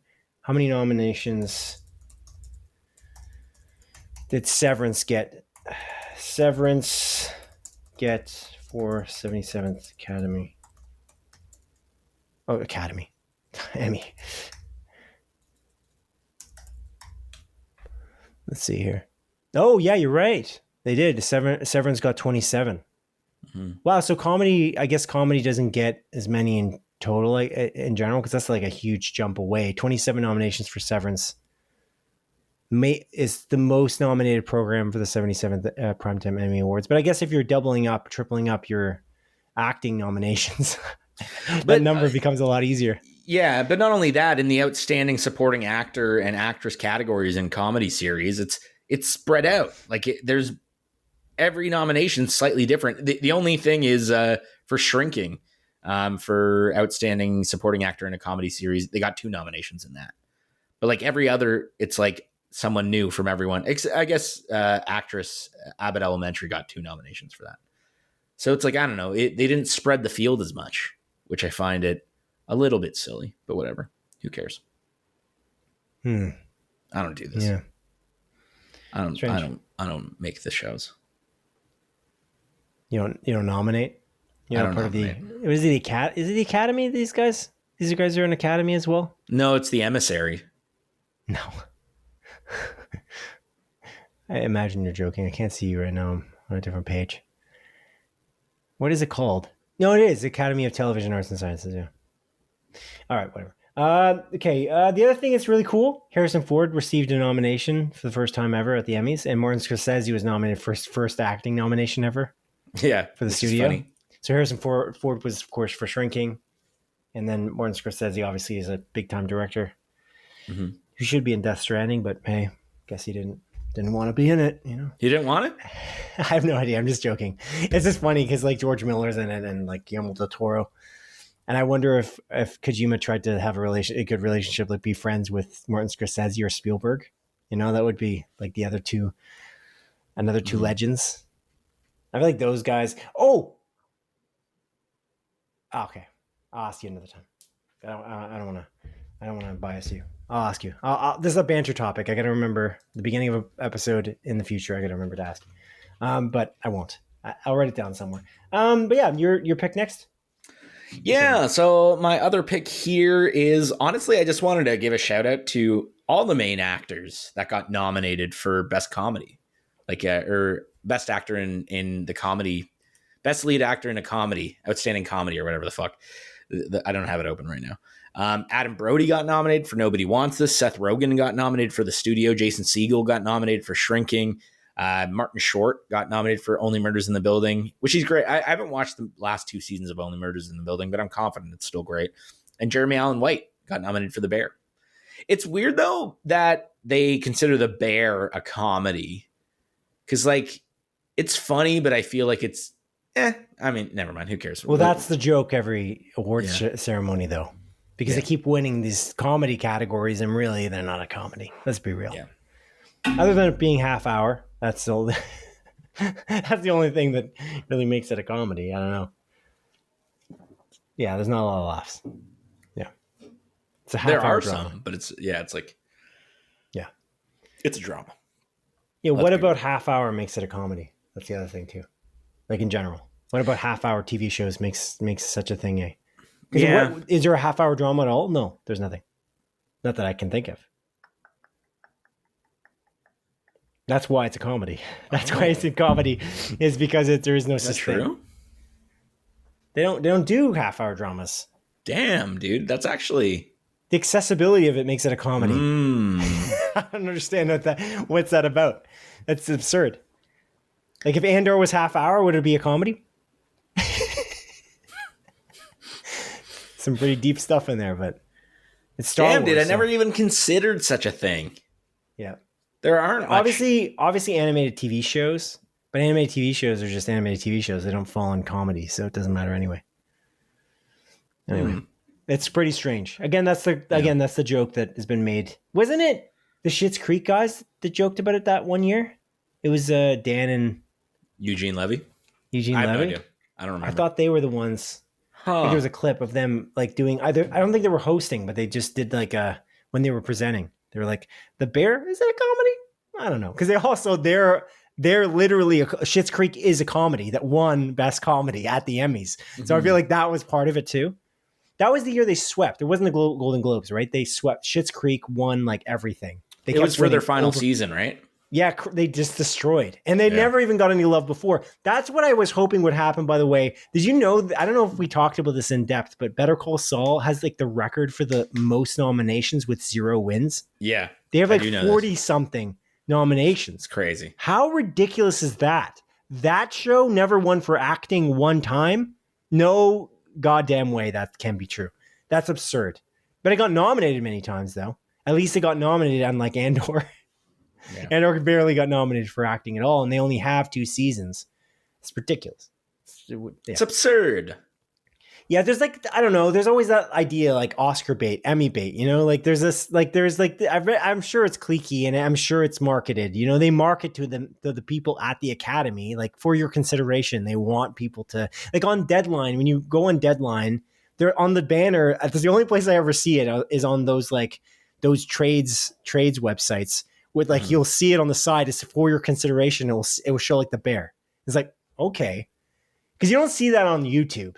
They're not trying to advertise on YouTube to me. It's not for my consideration, but people are going to be in the industry. They're using Deadline. The sign specifically says for your consideration. For Simon. Yeah, for Simon's consideration. No. Yeah. But that's interesting to think. That's how I know I'm on the right website when it's on Deadline. And when somebody comes up to me and says, "Oh, did you hear that I don't know, some stupid thing that doesn't make any sense. Did you know that The Last of Us is being remade next year, actually, because of they didn't like Bella Ramsey or some stupid nonsense? That's just bullshit. Is that true? Garbage. No, it's not true." And then I'll be like, if that wasn't on Deadline, The Hollywood Reporter, or Variety, I don't trust it. And that's for sure. Because if one of those guys didn't pick it up, that's not happening. That's kind of my rule of thumb. So I always check it on those 3 websites because they know what they're talking about. Typically. Anyway, my next pick is going to be one that we just kind of talked about, so I'll be brief. But Stephen Colbert's show was nominated for Best Talk Show, but was canceled 3 days later. Like 3 days after they got nominated, they got canceled. Yeah. They were nominated alongside Kimmel's Show and The Daily Show. And The Daily Show is also on CBS, and Jon Stewart of The Daily Show was very critical this week. Very critical of the firing. So I'm curious to see, because CBS owns Daily Show, of course. They own Comedy Central. Really? Will they shut it down as well? Oh, why did I think? Because the Daily Show, it's on HBO, which is Warner Brothers. No, Daily Show is on Comedy Central. Oh shit, dude, I'm mixing it up. You're right. Sorry, you said Jon Stewart. John Oliver. John is going to kill it because he kills it every year, and they make a lot of money, and they're on HBO. I feel like that show's the most popular of all of the shows. That's not really a talk show, so it's in a different category because there's no guests on that show at all. I love that show. That's my favorite of the talk shows. I watch a lot of those late nights because they're funny, and it makes the medicine go down easy. Like seeing the comedy version of the crazy shit politics that are happening right now. It's easier to digest. I find, and it's accurate. And then if there's something I am not sure about, I can just check up on the depressing version of the news later. I can just double check it later. But it's sad that Colbert is going, because I do watch his show, and especially his monologue. And also the other reason, this is crazy, by the way. So we look at the fact that obviously linear TV is declining and late night show is not what it was. That's a fact. No doubt. I'm not disputing that. But when you look at the way they're doing it with social media, especially the Tonight Show is crazy on social media. They have like millions of subscribers on Instagram, as an example. Same with Kimmel, same with Colbert. But Tonight Show is like the top of the social media type thing. YouTube as well. And then Kimmel's in the middle for both. He's in the middle of linear, and he's in the middle of social media. Colbert is the bottom of social media, but he's the top of the ratings on linear. So it's kind of like a flip. Interesting. But that's not their only thing. So they're making money off, sure. They're making money off YouTube. And they're making money off the socials and whatever. They're making TikToks and lots of other things. There's lots of other revenue streams. That's what their strategy is at this point, because linear TV is dying. That's not about talk shows dying. It's not about late night shows dying. It's about that type of TV dying. That's what's happening. But then, so that's tricky, because then how do you sell to advertisers with the upfronts and all that stuff? But Colbert is not just doing this. Neither is Kimmel. Neither is Fallon. They end up, what they do, especially for Kimmel, but it's CBS is Paramount. So you have people like Mission Impossible comes out. Then you have the actor from Mission Impossible to promote the movie they come to the set and they are on the show to promote the movie. So you're promoting movies within your own network, within your own big publishing house. But it's publishing house. It's not a freaking book. What am I trying to say? You know what I'm talking about? Within Paramount family, you're trying to sell the movie. Same with ABC. Kimmel always has a Marvel team of people on. And when they're going to have probably if they haven't already done it, they'll have Fantastic Four, the whole cast on to be interviewed to gear up for Fantastic Four First Steps. And that's useful because you advertise inside. Then you have Kimmel and Colbert and Seth Meyers, whoever, they host the Emmys, or they host on your network the Oscars. Jimmy Kimmel has hosted the Oscars many times on ABC, many times. And so you use those connections. They still get paid for that too, but there's a benefit to that overall marketing platform in that regard. So you could say, they claim that they're losing $40 million a year, which I also think is bullshit Hollywood accounting, that you just basically fudge the numbers to make it not look profitable. But yeah, it's not profitable in the linear networks. I completely agree. But when you take all the other stuff, like you're marketing within your own thing, you now have a spokesperson who goes to the upfronts to sell advertisements, to sell to the advertisers for your network later. That's what they do. They have Seth Meyers go and tell jokes on stage to sell to the advertisers before. We don't see that as the audience. The advertisers do, and the big network bigwigs see it. Kimmel will go for ABC and he'll tell a bunch of jokes and like in that big room of people who are basically like, I don't know, Coca-Cola and all the various advertising agencies there to buy ads on their platform. That's kind of the idea. So like, it's ridiculous. It's so funny because like their argument is that they're not making money, but it's like, well, they're not making money in this one thing. There's other things that help you to not have any late night hosts at all, because CBS already lost the Late Late Show. That's gone. James Corden's been gone. So they already kicked that thing to the curb. That's already over. So they have the least already. And they're the second most storied one. The Tonight Show is obviously the most storied because of Johnny Carson. But obviously David Letterman is like a freaking household name because of that show. And yeah, it's gone downhill since David Letterman, but it was going downhill with David Letterman because of the linear networks declining. It's just the nature of how it goes. So anyway, I said it was going to be fast, but that wasn't fast. But I don't know if that was helpful in any capacity to explain it. Because I keep seeing on Reddit and various places, people are complaining like, oh, it's bad. He's not doing well. It's like none of them are doing better than they were because it's just, that's how linear networks have gone. You're not on linear TV, right? No. Yeah. I don't know if you watch any of those guys at all, but no. Okay. That's fair. Yeah.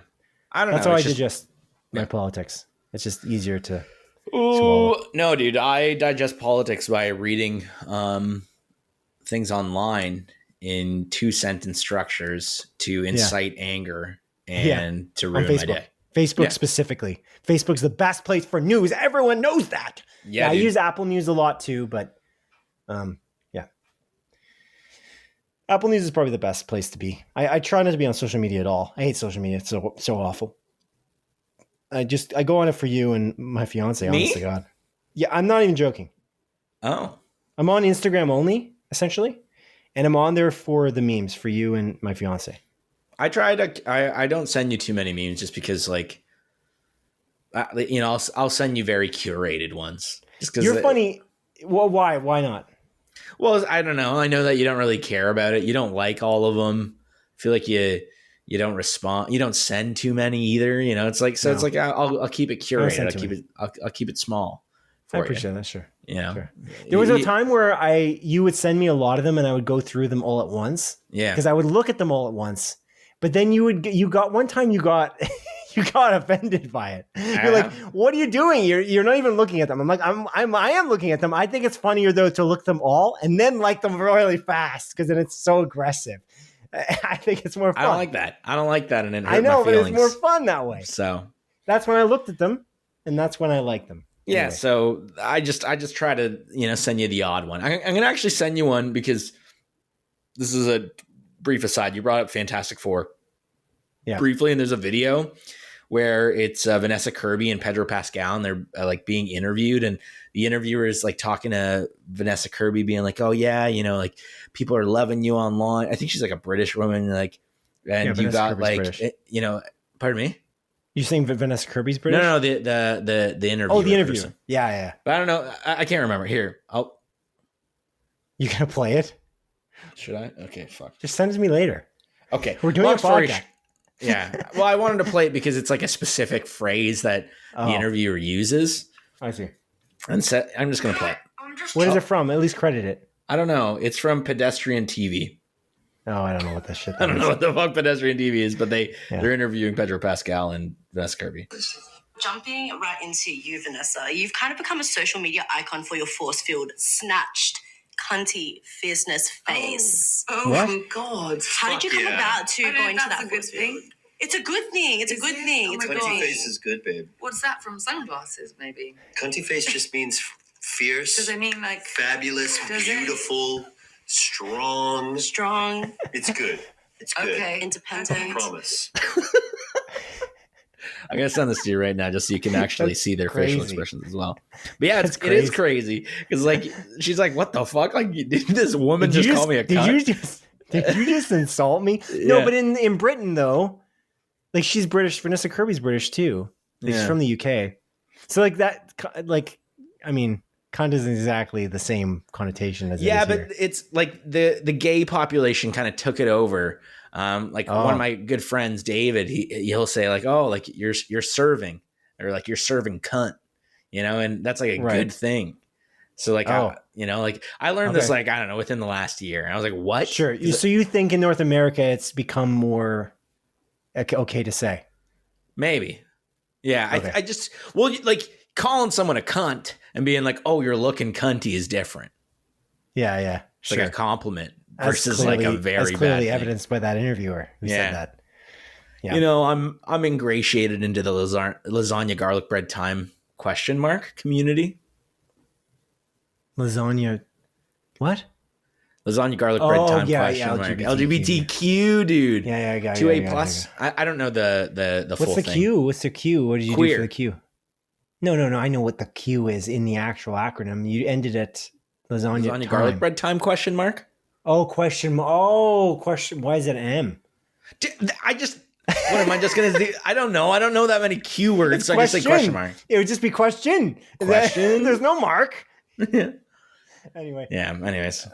I knew what the Q was queer. I know what the actual acronym is. It's queer, dude. I'm like, I know. Okay. We've gotten really sidetracked. I went really crazy with my explanation of my love of late night TV and the loss we've had here. My favorite late night comedian was Craig Ferguson. I've said this before. It's very sad that Late Late Show was gone. He was also on CBS. He also made fun of CBS quite a lot. It's interesting to see like CBS get taken over by. That's another whole thing. Like you have like Skydance coming to take it over. It seems like the dude like David Ellison seems to be pretty right wing. So it'll be interesting to see. CBS is not a very right wing network, but Fox is. So I'm curious: is it going to become a right wing? Is CBS Paramount going to be right wing? Like, are we only going to have like what's that guy's name? Shapiro movies. Oh, Ben Shapiro. Ben Shapiro, isn't he producing movies? Like, is that all it's going what's going to happen now with Paramount content is because everything's too woke, right? I forgot to say this. Kevin Feige also said in that interview with all those reporters that the Marvel Cinematic Universe is not too woke. That what Marvel has tried to do from the beginning, and they've before and after people kept saying woke since 2008, is they try to make it so that it's the world outside your window, as he described it. Yeah, we see lots of people outside. It's not just white people. So that's what we try to show. We're not doing anything different than we did before, which I'm like, that's pretty respectable, I think, to say, because that is what it is. But that's not what people think.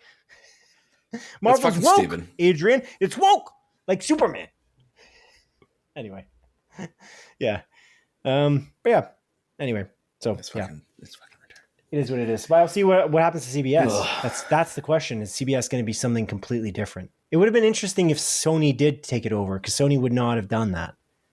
Like, Sony's like more center, if anything. They're just a company with a capital C in a large way. Like, they're not like going to just have like some political agenda to run, and they're also Japanese, so like they don't necessarily have to like do this nonsense. Skydance is American, from my understanding. So I think, right? Skydance isn't from the UK, is it? I don't know why I always assumed Skydance was British, but you might be right. Let's take a look. Skydance is an American media company and finance company based in Santa Monica, California. Oh. Founded by David Ellison in 2006. Okay. Yeah. Interesting. Apparently he's right-leaning, so we'll California. Yeah, you would think he wouldn't be right-leaning if he's in California. I don't know. Mystery. We'll see what happens. But I think a lot of those billionaires are right-leaning because they want to make more money. Yeah. It is interesting, though, like, to be fair, like, there aren't many, like, talk shows that, I mean, I guess it's all online. It's all on, like, your Rumbles and random streaming services. But there isn't, like, a TV talk show where it's, like, a more right-wing presenter. So there is. It might be There is? Gutfeld? I don't know who that is. Dude? He's on last TV? Last week? Oh, he's on Fox. Last week? But is it like The Late Show? Is it like that? It is like that. What is it called? It's called Gutfeld. His name is Gutfeld. And then with an exclamation point. Gutfeld. And I'm going to send you a link right now. Oh, no. I don't know if I can find a good one, though. This guy kind of look. He said something along the lines of like, we should free the word Nazi. Like he said something along the lines, we should free the word Nazi like black people freed the N-word. That's what he said. Dude, recently. What?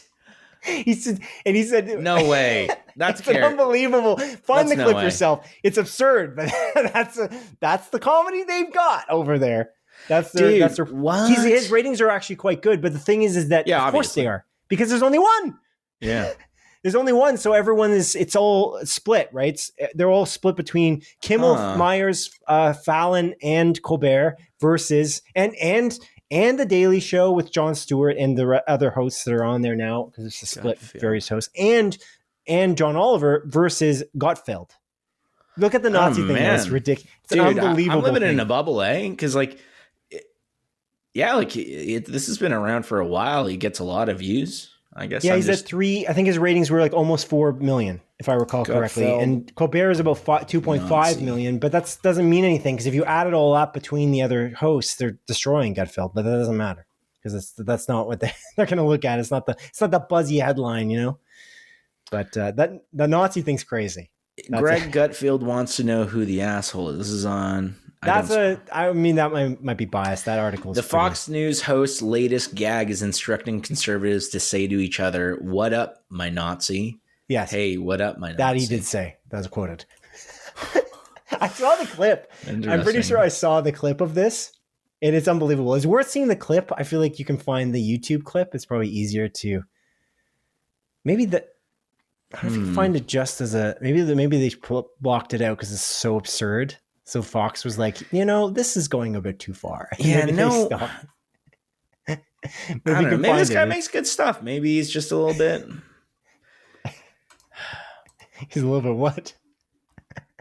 What is he? Maybe he's a comedian. He's a comedian. That is what he's supposed to be, anyway. Yeah, maybe. I don't know. But yeah, I don't. You don't have to go that far. You know, you could. Doesn't matter. You could be a bit more centered. Nazi this, Nazi that. You're just looking for it. Well, I can't find it. Yeah. Whatever. I'll find it. I'll find it after. But yeah, they do have one. They do. And obviously now they even have I think probably a bit more left wing, although it's probably just a nutty show. Is friggin' what's his name on Netflix, right? What's his guy? John Mulaney. Yeah, he's got a talk show now. I wonder if Colbert will land on his feet. Will someone else pick him up? Like it'll be like Disney Plus will like, hey guy, you want to be? No, Disney Plus wouldn't do it because they have Kimmel, so that's a waste of money. Netflix would have been the one to do it, or Amazon would be the one to do it. But Amazon's got Jeff Bezos, who's pretty ingrained in making more money too. So I don't think you'll. I mean, maybe it would make him a lot of money. I could see Netflix. Bezos needed the Washington Post, right? Oh, he didn't want the Washington Post to post because just Donald Trump said no. Is that true? It's crazy, actually. So Donald Trump's suing the Wall Street Journal. Do you see that? No. It's like Wall Street Journal is owned by Rupert Murdoch, who owns Fox, because they posted the Epstein thing. There's that Epstein birthday letter from Trump, allegedly. They're suing him because they said it's not real. But it's like, I don't think the Wall Street Journal owned by Rupert Murdoch would do that because they are very right wing. So why would they post it? Why would they even release the article if it wasn't real? You should take a look at it. It's really creepy. It's a very creepy letter, whether it's real or not. It's written really creepily, and it's like he wrote his signature as like he drew a picture of a woman with and then his the Donald apparently is like the pubic hair on the woman. Is that what's written? But it's very weird language. Like the language used is very strange. But the weirdest thing is the Wall Street Journal aspect of it because they're a very right wing publication. So the fact that they would write that, they would take that risk because they knew that he was going to sue them, and he's suing them for $10 billion. $10 billion? $10 billion, dude? Yes, it's a lot of money. So that's crazy. Yeah, it's crazy. Yeah. I love how we say we're not going to get political, but who's listening to this shit anyway? Yeah, we can do whatever we want on this. 45 minutes talking about politics. Yeah. Political stuff. Who cares? Who cares, man? Yeah, it's kind of intertwined now in the most ridiculous way possible. But tariffs. Yeah. Anyway, the last thing I'll say, two more things. Lots of writing and directing nominations and nominations in general for The Penguin. Penguin's a great show, amazing. I forgot that it would be in this Emmy cycle. It's pretty neat that that's there. And the last one I have here is HBO medical drama The Pit. I want to watch that. My fiance watched it. She didn't really say it was that amazing though, but I guess it's amazing because it's a lot. So this as a medical show because it's on HBO, a lot of naked bodies. You know how you watch Grey's Anatomy and it's not really that naked. Like you see the gore a little bit, but you don't see the penis. Lots of penises. Apparently. Lots of penises, dude. And various naked versions of people. Just because it's obviously it's HBO, so they're not afraid of the penis. Fair enough. Yeah, I also had the Penguin being nominated, Colin Farrell and Christian Melody being nominated for Best Actor and Actress respectively for limited series. And my final one here, Outstanding Reality Competition Program, The Traitors being nominated is great. I really like that show. It was really fun. Alan Cumming being nominated as the host, outstanding host in a reality show as well. Cool. Good stuff. The Traitors is really fun, man. It's genuinely a fun time. I really enjoyed that show. That's fair. Will I watch the next season? I don't know. I don't have Crave anymore. So. All right. I'm sorry. Okay. Or do I have Crave? Is it the last thing? Yeah, I think that's it. I'll just say one more thing. Any predictions? Oh, or just who might win. Who might win? I only got the predictions for the top awards written here. So I didn't do predictions. Actually, that's it. Yeah, just like the top ones. Like, who do you think will win Outstanding Comedy Series and Outstanding Drama Series? And if you want to do Outstanding Limited Series, but I feel Outstanding Comedy Series. If you want instead, Outstanding Comedy Series, The Studio. Yeah, I think so too. Outstanding. That's exactly what I wrote. Drama Series, probably Severance. I want it to be Andor, but probably Severance. Do you think it'll be The White Lotus? Ooh, actually, that's a good point. I didn't watch it, so I don't know. I want it to be Maybe. Andor too, I think. But you don't want it to be Severance. I'm interested. That's interesting. I like Andor more than Severance. I think I do too. It's crazy. Yeah. I love Severance. Don't get me wrong. It's like comparing diamonds with another nicer diamonds. Yeah, it's true. You know? Very incredible analogy. Unbelievable. Thanks, I love how Slow Horses gets nominated every year. Doesn't win anything, but ever. I don't know if it's won anything big. Maybe they'll take away the Better Call Saul crown. Oh no, I feel like it won something. Hopefully, The Slow Horses won an Emmy. Yeah. Well, also, they're going to do more seasons. They're friggin', that's a powerhouse. In a time when we don't get seasons for like 2 years gaps, like for most shows, like Slow Horses is launching, like they're launching a season every year, like a network. Well, it's only 6 episodes a season, to be fair, but. Oh, they're doing the British thing. Is it a very British show? It's British, yeah. Oh, yeah. What do you mean? It's London, it's the MI5. So, yeah. I don't know. I don't remember what you told me about it. I feel like this is the show that I should recommend to you. Like, I haven't recommended you any TV show, movie, or video game since Andor. I think this would be the show to recommend to you. It's amazing. I'm really slow to watch it too because I'm like, I love it so much. That's honestly, Slow Horses is a comedy more than The Bear. The Bear is not a comedy at all. Slow Horses is incredibly entertaining. Gary Oldman's hilarious. It's so funny. It's not like a deliberate comedy. It's not like a. Is it an hour long? It's not The Office. No, it's how. Yeah, that's the thing. It's an hour long. That's why it can't be a comedy. Yeah, it's impossible. That's the rule. Yeah, Slow Horses won at least one Emmy Award. And this is freaking Gemini, Google Gemini. So take this with a grain of salt. But at the 76 Primetime Awards, Will Smith won the Emmy for Outstanding Writing for a Drama Series. Oh, okay, cool. Man, you know what's not awesome? Will Smith, the actor. Yeah, obviously. Yeah. You know what's awesome about AI and stuff? That Apple released their iPhone 15, just talking about how AI is going to be its core functionality and that they're going to update Siri, and then they delayed the Siri AI update until next year, which is fucking awesome. It's fucking stupid. I didn't buy that phone because of it. I needed a new iPhone, so I just got the latest and greatest. But it's like you're marketing this as like the big key selling feature, and it's like you didn't do that. You didn't do that. Why did you bring that up? How did you get this? What did you get this segue? Google Gemini. Oh, I see. Yeah. Well, it's not even close. Yeah. They're so behind. Siri was like popularized theoretically, like these not AI, but these voice assistants, and then they just never did anything with it for years. Yeah, and then ChatGPT ate their lunch. Okay. Yeah, I was always going to do like a split focus special segment talking about like the ridiculousness of AI and how like people just think that AI is like the be all and end all of everything. Like, but they love it so much, but they also don't understand the implications, like how it's stealing all of the stuff off. It's just scraping the internet. And if you never go to that website because they're run by ads, it will just fail. It's almost like piracy, but like acceptable. Yeah. You're allowed to plagiarize with AI for some reason. Like you're just like plagiarizing everything you write, even like emails. You just write the email with AI. It's like, is it in your words? When I was in school, it was like, write in your own words. Sorry, what were you saying? It's also interesting. But no, like it's interesting because like so many other websites now are just essentially being written by AI, and it's like AI is stealing from AI, and it's like this endless like cycle. What is it? Yeah. It's like, isn't it like the dead internet theory that eventually it's just like AI is only going to be talking to itself on the internet, and like we won't even use internet? Yeah, okay. That's scary. Not much AI used in the show at all. The only AI used is I used it like an AI like acid in our. I wish I could say I didn't use it at all, but I thought about this deeply, and I was like, did I use AI? I used an AI image in a thing I made. I spent all the time making it, but I just used an AI like TV for the closer look intro, and that's it. None of the writing is AI in this show at all. None of obviously us talking is AI. I wonder if that's the thing that will happen is that everyone will just advertise, this is not made with AI. This is authentic. Mm-hmm. But I felt like using the AI image of the TV is like the same as if I went and went to a website and like I just took a TV picture because I don't have an old TV to take a picture of. So it was like, if I had my own photo, I feel like it's the same thing in theory. Mm-hmm. But Yeah, that's the only thing. Otherwise, I didn't really use that. TV is just part of that clip.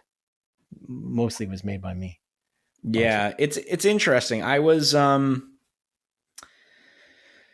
yeah, I don't know.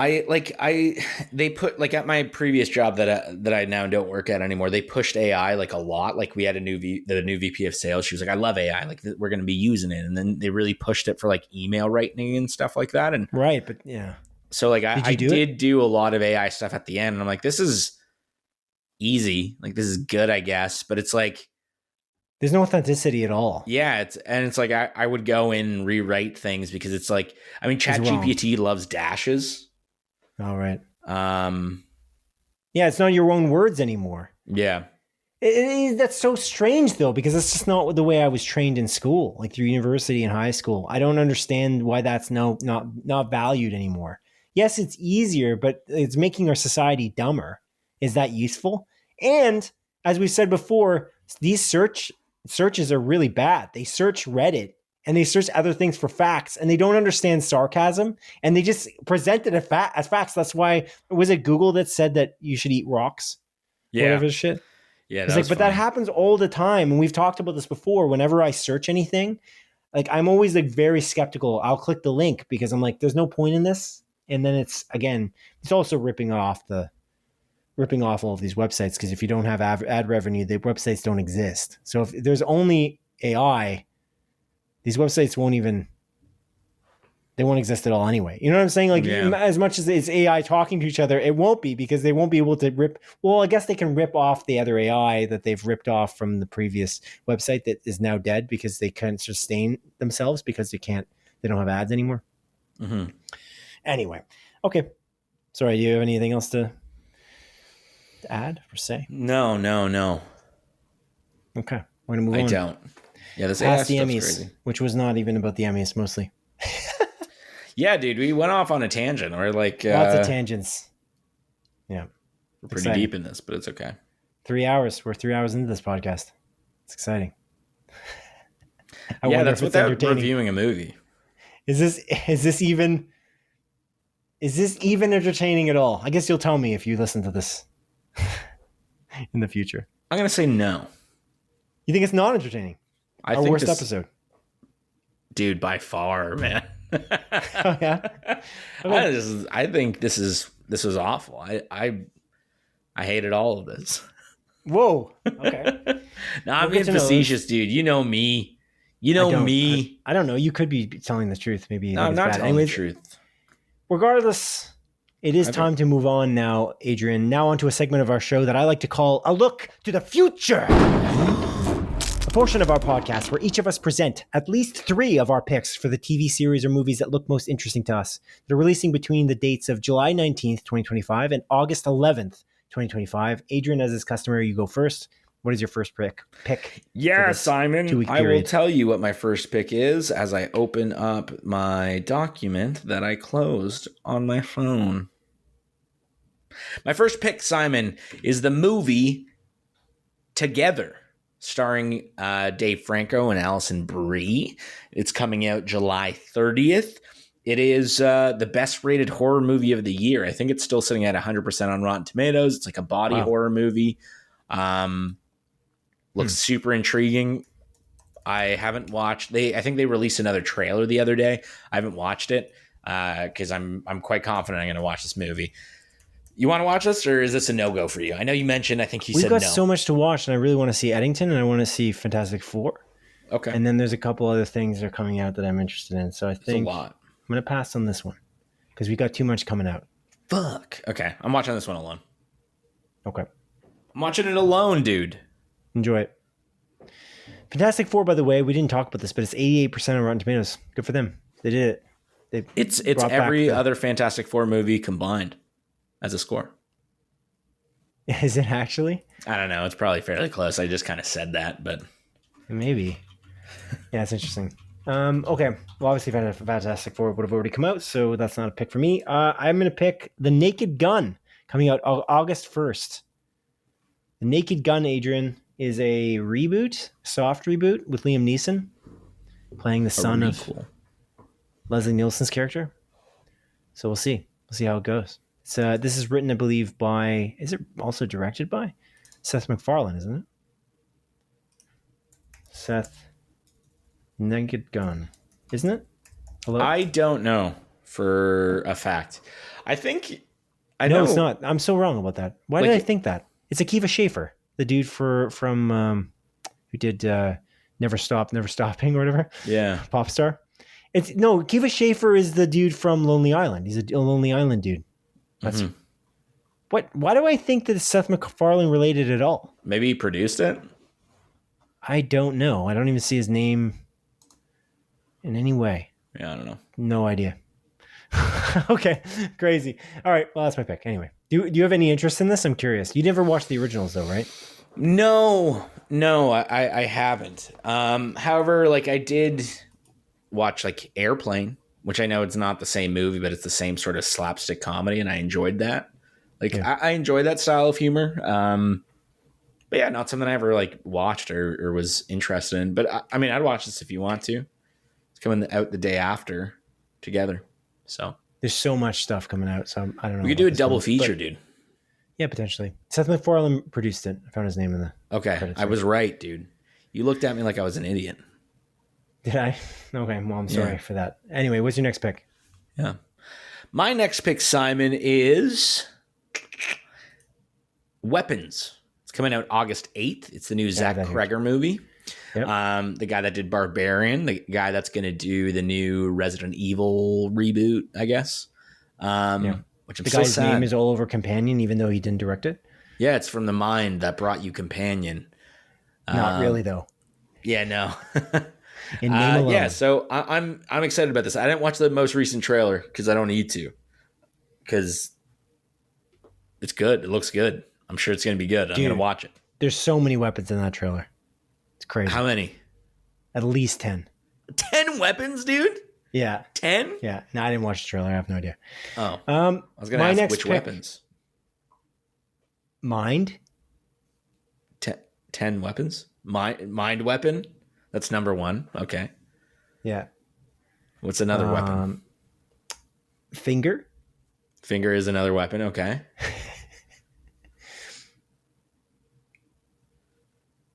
Teeth. Teeth. Okay. Yeah. Teeth weapon. Yeah. Pen? Mightier than the sword. Pen weapon. Okay, I'm not going to go through 10. This is incredibly boring. I'm going to pick my next pick, though. Shit. My next pick is Freakier Friday, Adrian. Comes out August 8th, the same day that Weapons comes out. August 8th. Is this coming out to theaters, though? It is. Or is it just coming to Disney Plus? Okay. No, it's coming out to theaters. It's a limited release, and I was confused by that because Weapons is a wide release. Oh, trust me, Simon. The ads on fucking Disney Plus are shoving this movie down my throat. It's coming to theaters. Okay. I know that much. Cool. Are you excited? No. You like Freaky Friday? I watched it when I was young. I don't really remember it. Obviously, this is a sequel to the Freaky Friday with Lindsay Lohan and Jamie Lee Curtis. Yeah. Which came out in, 2001? I don't even know. Freaky Friday. That seems like a day. But yeah, they swap bodies. And this time they're doing a Jumanji, though. The Jumanji sequel movie where they swap bodies but with different people. Right. The Jumanji sequels are swapping bodies. Yeah. Those are good movies. Those movies weren't that bad. Yeah. They were fun. I like those. I like those movies a lot. Honestly, better than Jurassic World Rebirth. I'll give you that much. I don't know. I think it was better. Yeah. It's more entertaining. It's I like written. those movies. I don't know. They're just like they know what they are in fundamental ways. I don't know. Yeah. I just don't like the writing in Jurassic World Rebirth. Why? Just write it better. That's all I'm saying. Anyway, your next pick? Simon, my next pick, let me just verify this because I'm pretty sure this is coming out. But now I'm just like questioning myself because I only watched the trailer once. I'm like, it is, right? What is this? It's the movie Sketch. Sketch? And it's like it's a horror comedy. Because I think it was like released at like last year at like events. Yeah. I don't know what events. It's rated incredibly well. There's only 12 reviews, but it's 100% on Rotten Tomatoes. And it stars like Tony Hale. And it's about like, a young girl and she's like doing a bunch of drawings in her book. And then all her like sketches are coming to life. So it's like like a kid horror movie in a weird way, but it seems like also lighthearted and funny and like kind of emotional. Yeah. It looks good. It looks good. Interesting. Yeah, it's coming out August 6th. So 2 days Darcy before Carden in it. I don't know who Seth Worley is. He's the director. Yeah, me neither. Is that his first movie? Like his Maybe. first big one? Obviously not his first movie, but first like big film.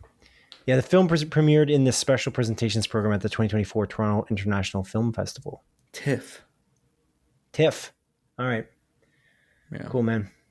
All right. Cool. What number are we on? Is that your last pick? That's my last one, technically, yeah. What do I have left? I have a few left here. Spit them out.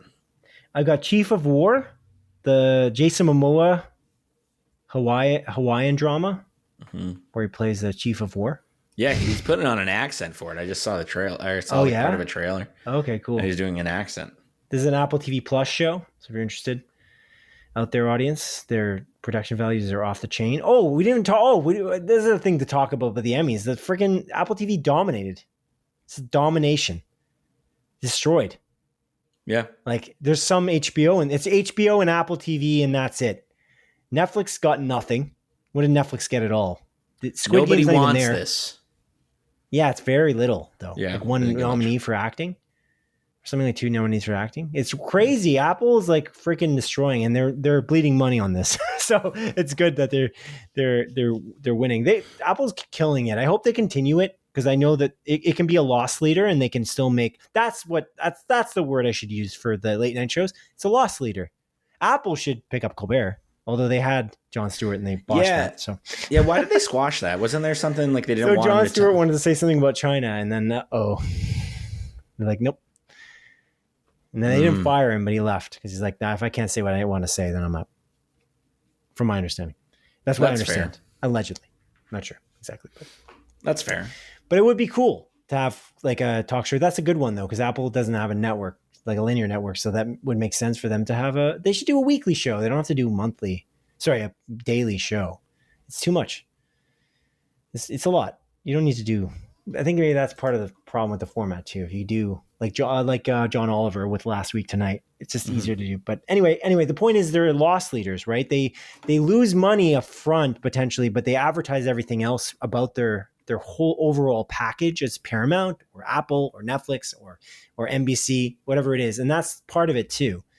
So that's kind of the advantage. That's what Apple is doing with Apple TV Plus. They're adding value to customers for their products with Apple TV Plus, but they're losing money as a whole. Or a better example, Arcane, great example, cost a lot of money. They probably didn't make that money back, but they made the money back in the end because of League of Legends. And the executive or one of the creatives at League of Legends at Riot Games, they said that exactly. They're like, we lost money on the show, but it doesn't matter because we didn't overall. And that's what matters. And that's the whole point. So you can claim with the Hollywood accounting that Colbert was losing money, but in reality, it's the same thing here with Chief of War, probably very expensive show to make. It's like a period drama. And it looks like it's probably shot on location like C was. Another Jason Momoa drama. But it looks pretty cool. And hopefully it does well. But it looks good. But that's August 1st. Comes out, Apple TV Plus. Anything else you've got? I got one more. I closed my document, so I don't remember. I got 2 more, actually. Okay. I'll go next if you find it again. Yeah, I got The Bad Guys 2, August 1st. Oh, that was the other one I had. Yeah. Animated movie. Never watched the first one. Who's the main actor in that? I can't remember. Jason Bateman. Oh, it's Jason Bateman. Cool. At least I think so. Bad Guys 2 coming out on August 1st as well. That I've seen some advertisement for. I never saw the first one, but it kind of looked entertaining. I lied to you. It's Sam Rockwell. Oh, yeah. That's right. I distinctly remember his name, his voice in the trailer too. Yeah. Didn't they do a Bad Guys TV show? Did they? Yeah. I don't know. I don't know. I'm not familiar with it that much. I gotta watch the first one. The first one does look entertaining. They did the... Yeah. The other one I've got here, if you're looking that up there, I got The Pickup. August 6th, Eddie Murphy and Pete Davidson drive an armored truck. Did you see this? Yes? Yeah.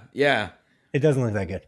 I gotta say, I'm not sure. That's a trailer. Again, don't want to judge the book by the trailer here, but hopefully it's funnier than. It's on Amazon Prime, August 6th. It launches Amazon Prime Video. Okay. And lastly, Twisted Metal comes back for season 2. Do you ever watch Twisted Metal? I did. I watched the entire first season. The premiere is on July 31st, apparently. So you thought it was okay. Did you ever play the game as well to get some context? When I was a kid, yeah. I didn't play it when they re-released them on PS5, like the PS1 versions, but I played the PS1 Twisted Metal games at my friend Ishtvan's house when we were kids, and we would like drive around and shoot each other. Nice. It's but yeah, I never played, like, I know there was like the Twisted Metal Black, which I think was the PS3 version. Never played that or anything. Yeah. I was like, I enjoyed the it. old one. Yeah, I really liked it when I was a kid, but I don't really remember much of it. I played, I think, 1 or 2 on PS1. David Jaffe games. Yeah. The guy that did God of War, but not the latest God of Wars. No, the old God of Wars. Yeah, which honestly I don't really care for. Corey Barlog also worked on the old God of Wars too. It was like a team, right? Yeah. Who's also working on the new God of War or worked on it. But yeah, okay, a God of War is a thing we haven't heard of in a while. I'm curious to see how that's coming along for it's Amazon, right? They're making that. Yes. I'm so curious. I feel like, I'm surprised we haven't heard anything about casting. But who knows? Maybe it's in development hell. Probably. Unknown. All right. That's it for this incredibly long episode of Split Focus Film and TV Podcast. Anything else you want to add, Adrian, before we wrap this guy up? You said it was the worst podcast you've ever recorded. Yeah, this is like hurtful. Absolutely awful. So just to correct myself, they did The Bad Guys. There wasn't a show. They had like 2 holiday specials on Netflix, but a different cast came back to play the characters. So it wasn't like Sam Rockwell and stuff like that. Yeah, it's crappy. It's crappy. So Bad Guys, The Haunted House. Yeah, it's other people playing those characters. So that's all I needed to say. I needed to correct my little white self. I'm the least woke guy here, dude. White man, dude. No woke in here. Yeah, you even got a beard going. I even got the beard going. I feel like that helps. You're podcasting. I'm podcasting, like dude. I'm about to say something really racist. Right. No, don't do it. Like we should bring Nazi. I have it open. I found the clip, actually. I found the clip. Yeah. I want to watch it. Should I watch it on air so you get my live reaction? Sure. Okay. Great. Got filled with an exclamation point, Are you having trouble with the internet? Are you having trouble with the connection? Are you frozen? Oh, no, you moved your eyebrows. You're not frozen. Are you really having trouble with this? No, I was watching it. Sorry. Well, I can't hear it, obviously. Oh, I see. You're just watching it. Right. Yeah. You're not playing it on. Yeah. What did you think of that? What did you think about that? Did you enjoy it? I don't know, man. I don't know about this one. I don't know, man. That's a modern clip. Yeah. It happened a week ago or 2 weeks ago. Yeah, he's like, like they're calling us Nazis this, Nazis that. And it's like, we got to learn from the blacks is what he said. Jesus Christ. We got to take it back by using it. They took back the N-word. At least they didn't just drop the N-bomb on air. Yeah, that was appreciated. Yeah. So honestly, good for him. Yeah, he acknowledged that it was taken back. Yeah. Arguably, I'm going to say he's woke for not saying the N-word on air. This guy's a woke guy. Don't do that. Don't. It's like, I dare you. I dare you to dare them to do it. Because they will do it. They'll start doing it. That's probably what's next, honestly. I wouldn't put it past. And then he get rich. Some of these and people would pay him. Like that woman that called the little black kid the N-word for bullying her little white kid. And then someone recorded her, and then a bunch of people donated a shit ton of money. What? This happened a few months ago, like a legitimate thing. Great. So woman made like hundreds of thousands of dollars for calling a small black child the N-word at a park. She made money for doing it. She said it. Yeah. People tried to cancel her. And then she was uncanceled. And then people went online and donated a shit ton of money to her. Yeah, good. That's great. We're learning the right examples. Positive reinforcement, Adrian. It's fucking sick, dude. We live in a good timeline, man. Unkind behavior. Honestly, I would argue it's kind of woke to give money to a woman.